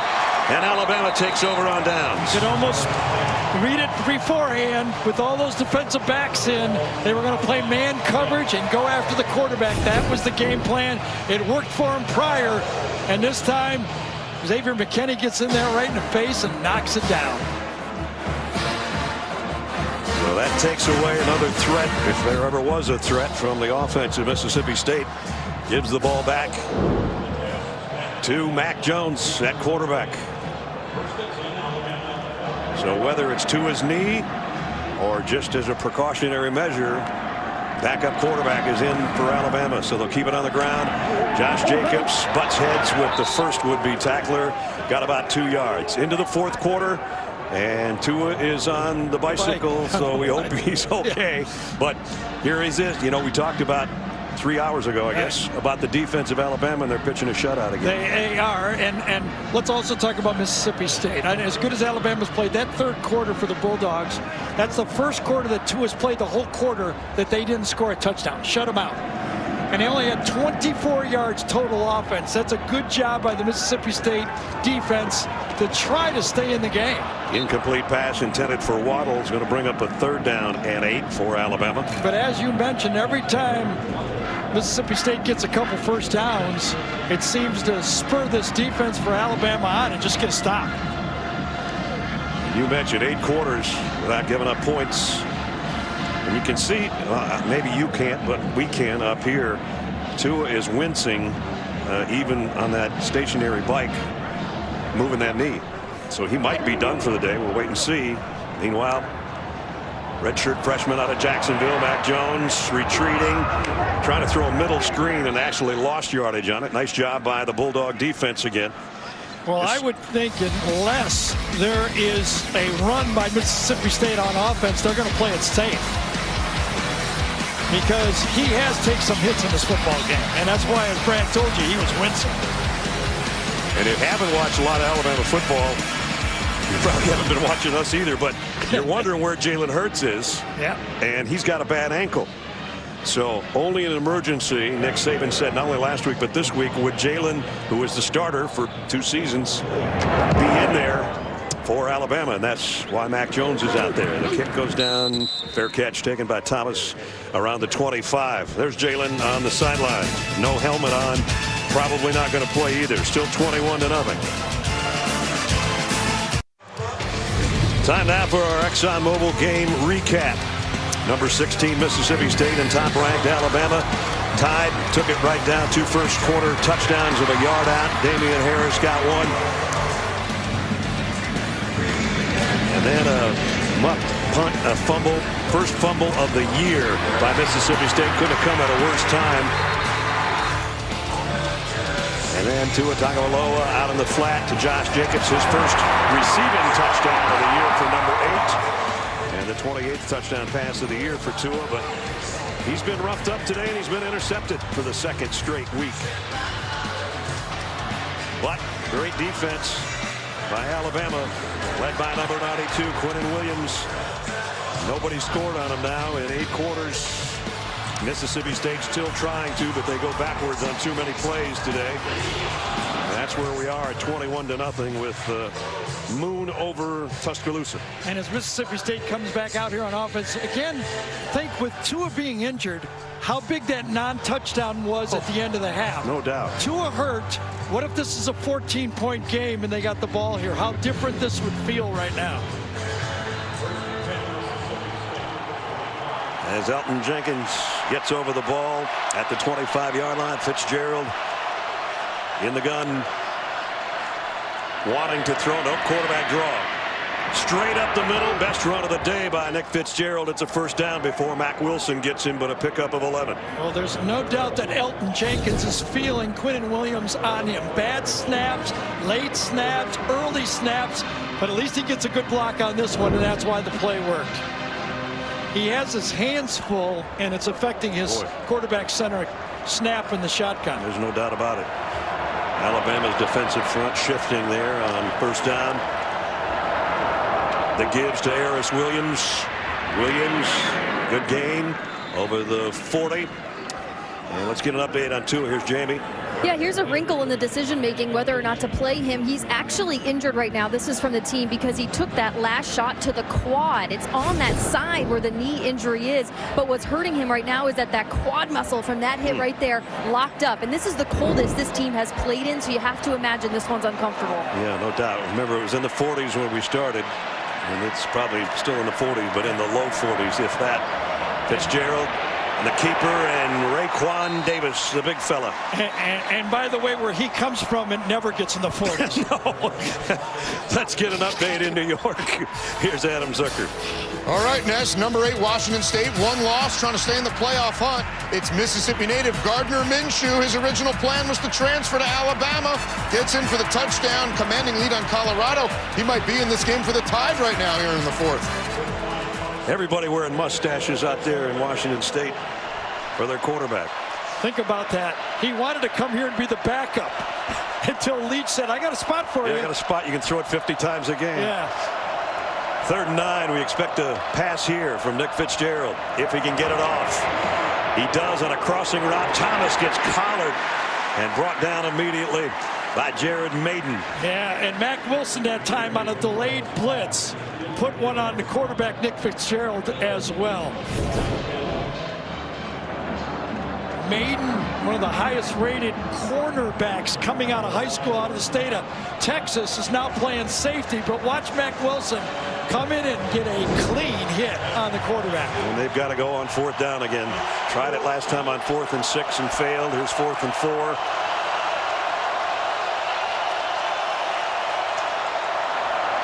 Low snap again. Fitzgerald trying to deliver it to the tight end, and it's incomplete. Knocked out of there by Dylan Moses. Or at least he got a hand in the way of the tight end. Tosh LaPointe, defensive coordinator for Alabama, seems to be 1 step ahead. That play was called thinking it was going to be a blitz. At that time, they go coverage and another drop. Alabama gets it back on downs again with 11 to go.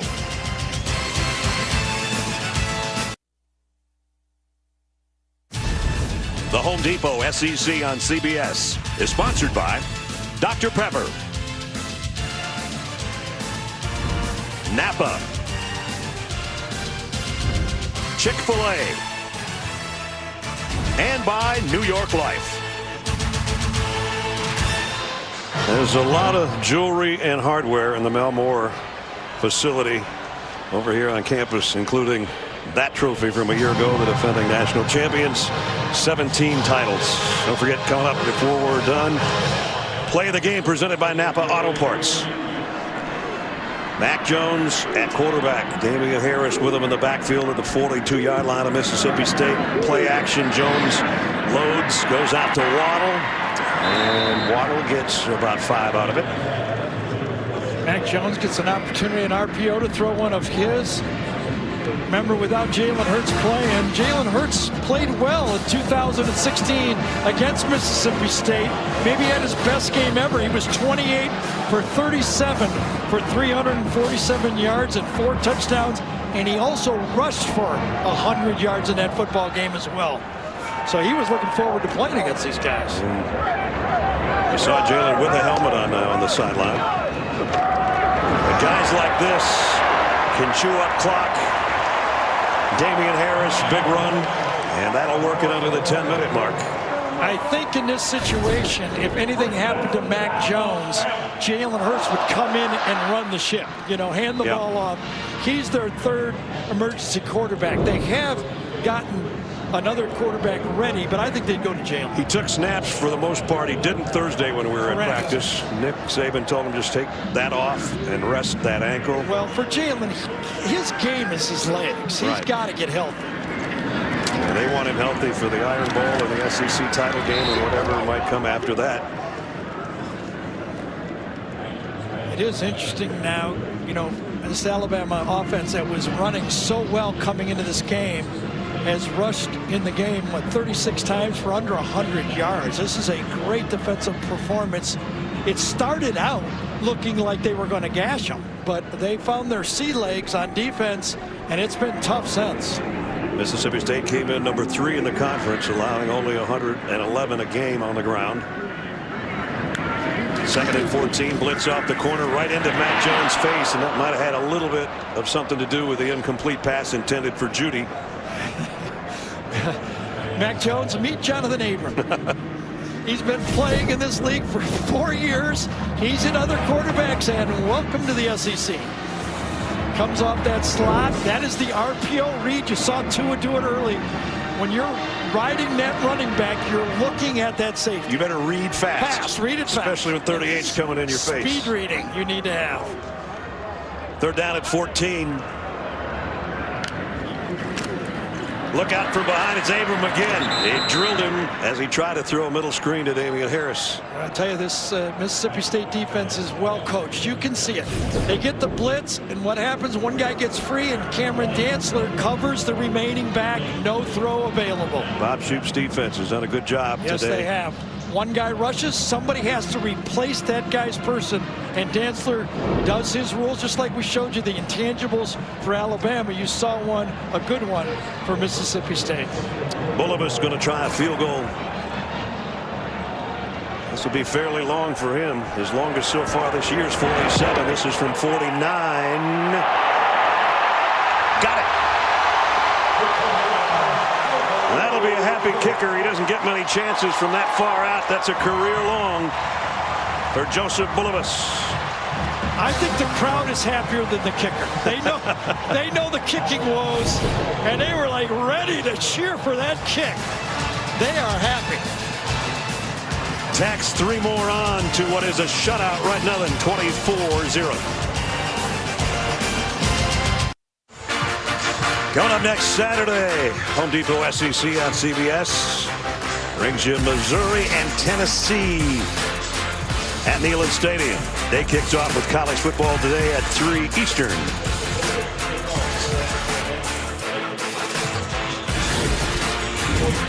Tennessee, we understand, is leading Kentucky right now. I've played in a lot of these games where you're battling for a bowl game.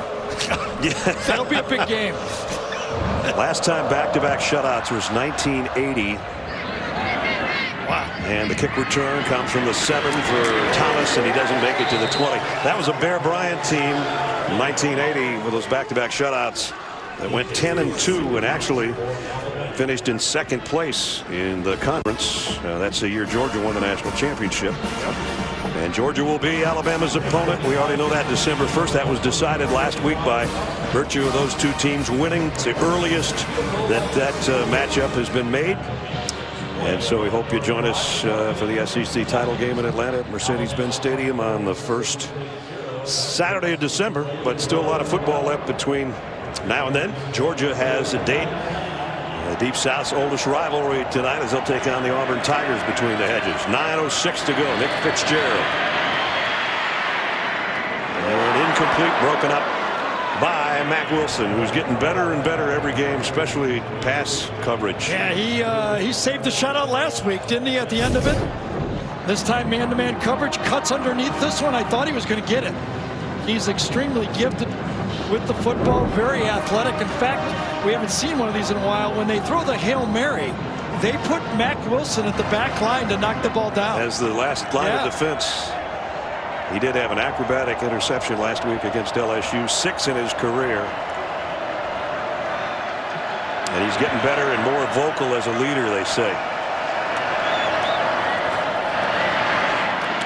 This one complete. That's only the 2nd catch, and that's Mack Wilson again. He could always do that. Yeah, he liked hitting people. He said, I wish I was still in the kickoff team because I just like to rock exactly. people. He started out doing that. Then he earned the spot, and now he's learning how to make all the calls, but he loves doing this. Yeah. We talked about professional rodeo coming up later. There's a bulldog thing on a bulldog right there.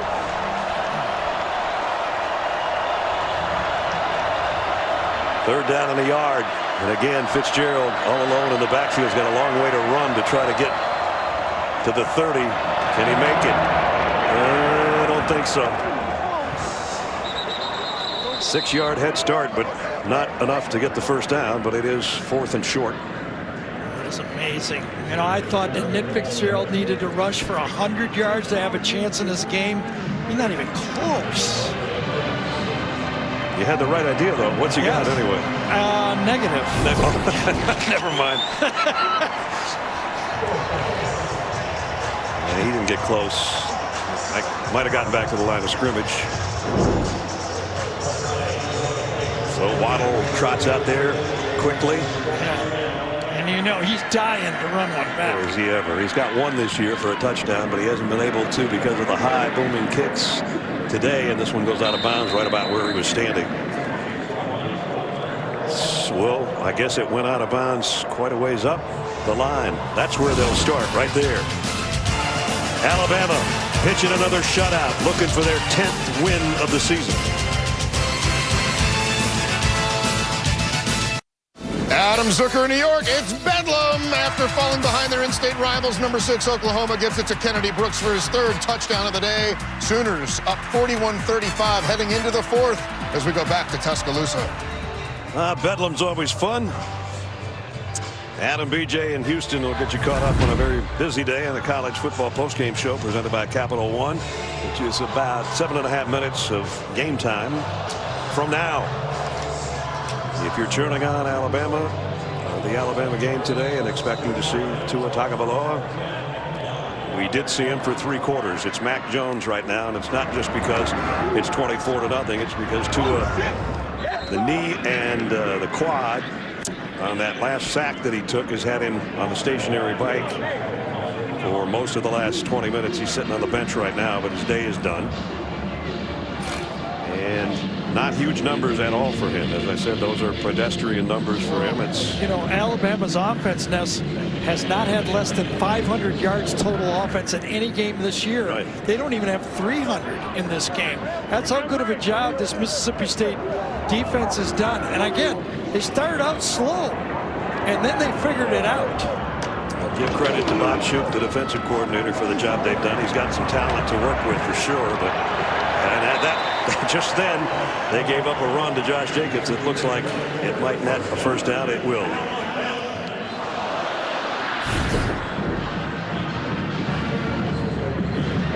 Of course, the game isn't over, but for the first game, you know, that's, you know, rushing attempts, that's 16 of them for Jacobs for 62 yards. Damian Harris has 10 for 44. For the most part, this is as good as you can do against this rushing attack for Alabama. But it seems like every run they need is just enough to move the sticks. And now they go back to Jacobs the other way. And this one's going to be great. 9-yard run. I remember I really loved him. He was in college. He's still going. I'm sorry. It ended up being a 12-yard run. Didn't mean to interrupt your partner. No problem. I thought he was down. Yes, what I remember a few years ago I fell in love with Alvin Kamara running in games. I'm telling you, this is the guy I love. He is going to be a great one on the next level. He catches the ball, he blocks, returning kickoffs. Remember, Kamara returned punts and kickoffs. That's right. This is a special football player, Josh Jacobs. Junior from Tulsa. Oklahoma apparently didn't recruit him enough. He's considered, for the most part, if you sometimes look at their depth chart, as their 3rd tailback. He's not. He's a first down. I mean, he's a top-of-the-line guy. It's just Damian Harris is a senior and a captain, so he starts a lot of the games. But this guy does a lot of the finishing touches, which is what he's doing right now with 5:20 to go in the game. There's the total yardage Gary was talking about. Over 500 in every game, which is a school record. And today they're adding to the total a little bit here in the 4th quarter, but it's been a stingy defense. 277 right now, but when you only give up 162, you don't need 600, you know. Remember the player Kenyon Drake that played here at Alabama? Okay, he was similar to Josh Jacobs, you know, 2nd or 3rd team, a little bit of an injury, came in the game, always was behind somebody else. Seemed like Yelton was like that too. He was, but he played behind Eddie Lacy and T.J. Yelton and Derrick Henry. He's one of the most important players for Alabama. Nick Saban sells that to his players, that Kenyon Drake stuck around, did his job, played special teams, and ended up getting drafted in the 3rd round, and now he's playing full-time for the Miami Dolphins. That's what he tells you. You talk about all those #1 draft picks. Nick Saban sells Kenyon Drake as what you can do if you hang here and stay with the program. 3rd down and 2, and I would expect number 8's going to get it again.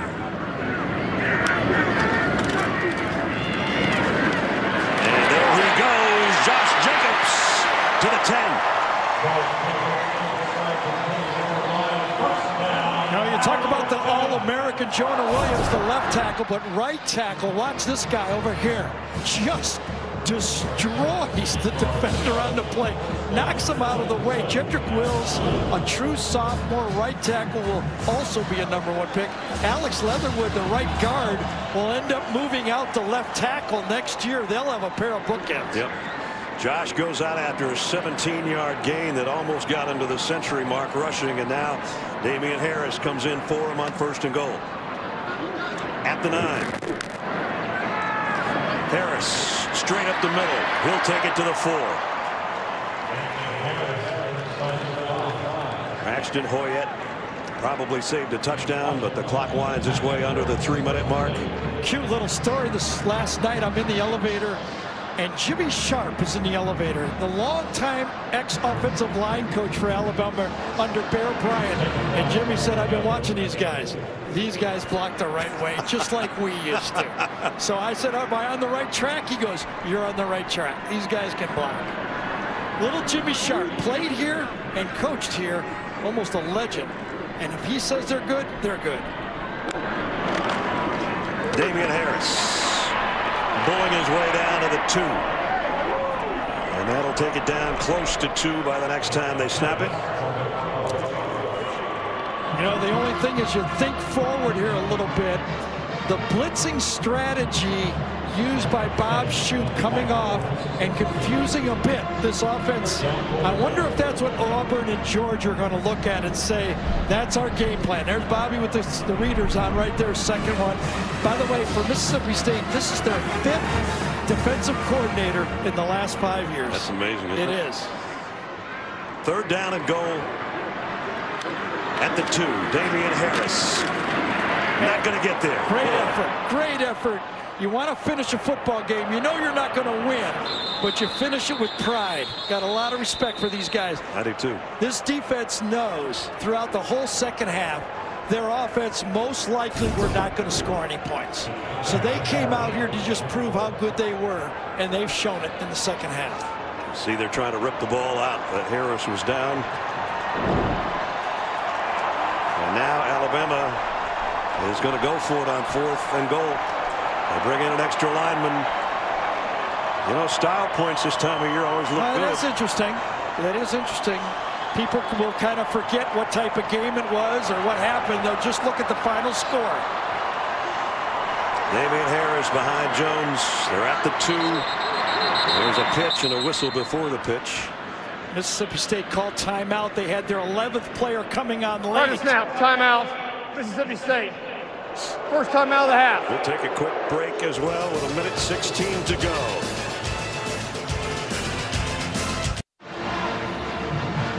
Our Chick-fil-A pylon cam before the game. That guy's been offered a scholarship in 2035.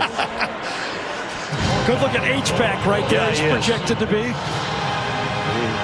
He went to a special camp just for, there you go. Yep. Meanwhile, on the field, it's 4th and goal. A lot of pride on this last play. Let's see what happens. Damian Harris scored the first touchdown of the day, and he's not going to get the second. And as you said, prideful defensive group stops him short. And Mississippi State takes over on downs. Jeffrey Simmons, the guy we started the game with, made the tackle. You know, you talk about style points for Alabama, and of course that's true. But there's also style points for Mississippi State, and Joe Moorhead tried to build this program. They'd like to win, yes, but they want to play a good game. Now, they've been a lot of self-destruction out there, but as they continue to show they're moving forward, that's the hope for this program, and why Moorhead and that last stand, take the timeout, they were so excited there. Yeah, win the game they're not, but they wanted to finish the right way. Exactly.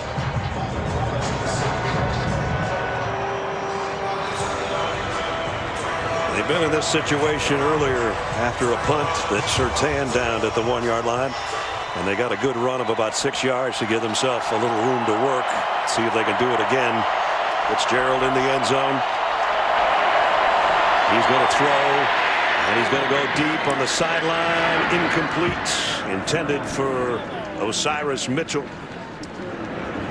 Savion Smith was there covering.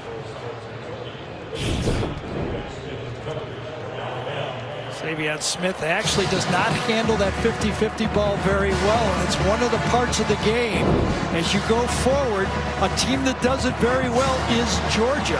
Those back shoulder and 50-50 balls, right. And Smith and Surtain will have to get better at it because they will get challenged.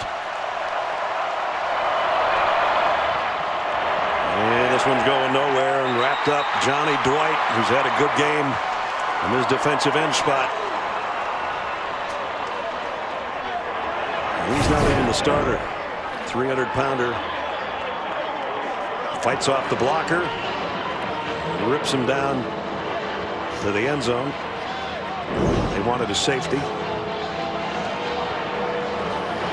So we'll be back here for the Iron Bowl, and that Auburn defense also is talented up front. And we'll see if they throw at Nick Saban a little bit of this game plan that Mississippi State has shown. This is a 72nd game that Nick Saban has coached as the #1 team in the country, more than any other coach at one school in history. And it looks like it's going to be back-to-back shutouts unless something amazing happens in the last 10 seconds here. And the last run of the game by Harris Williams. And tying a school record from the 71 to 74 seasons. This is 24 straight wins in a row at home, and they win it, ironically, 24-0. The Tide, a perfect 10 again. And this is 11 straight years with 10 wins or more in a single season. And of course, the season is far from over for the #1 team in the country.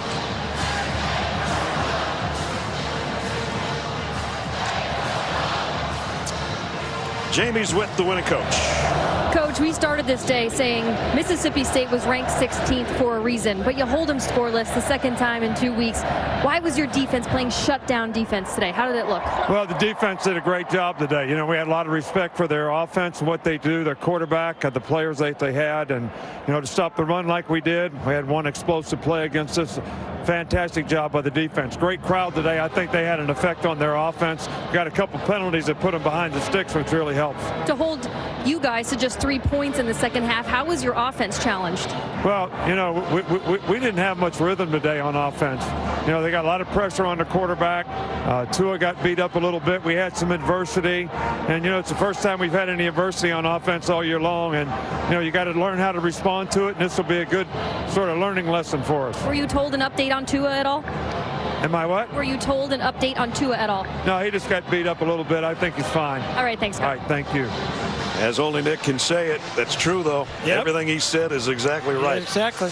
And now it's time for the play of the game presented by Napa Auto Parts.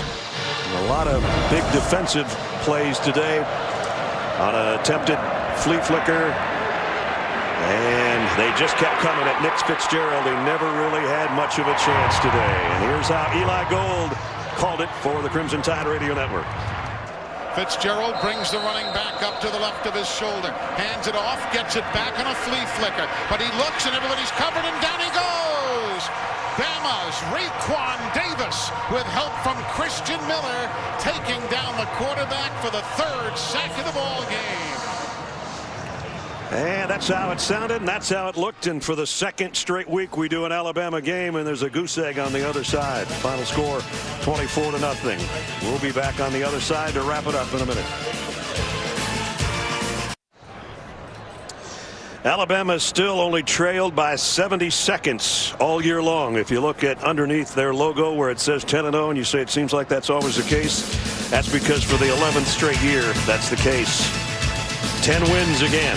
And a lot more football to come for the SEC West champions. They win it in a shutout today, 24-0. For Gary Danielson and Jamie Erdahl, Brad Nessler saying so long from Tuscaloosa. You've been watching the Home Depot SEC on CBS. We'll get you back to Adam Zucker and company for the college football postgame show presented by Capital One right after these messages.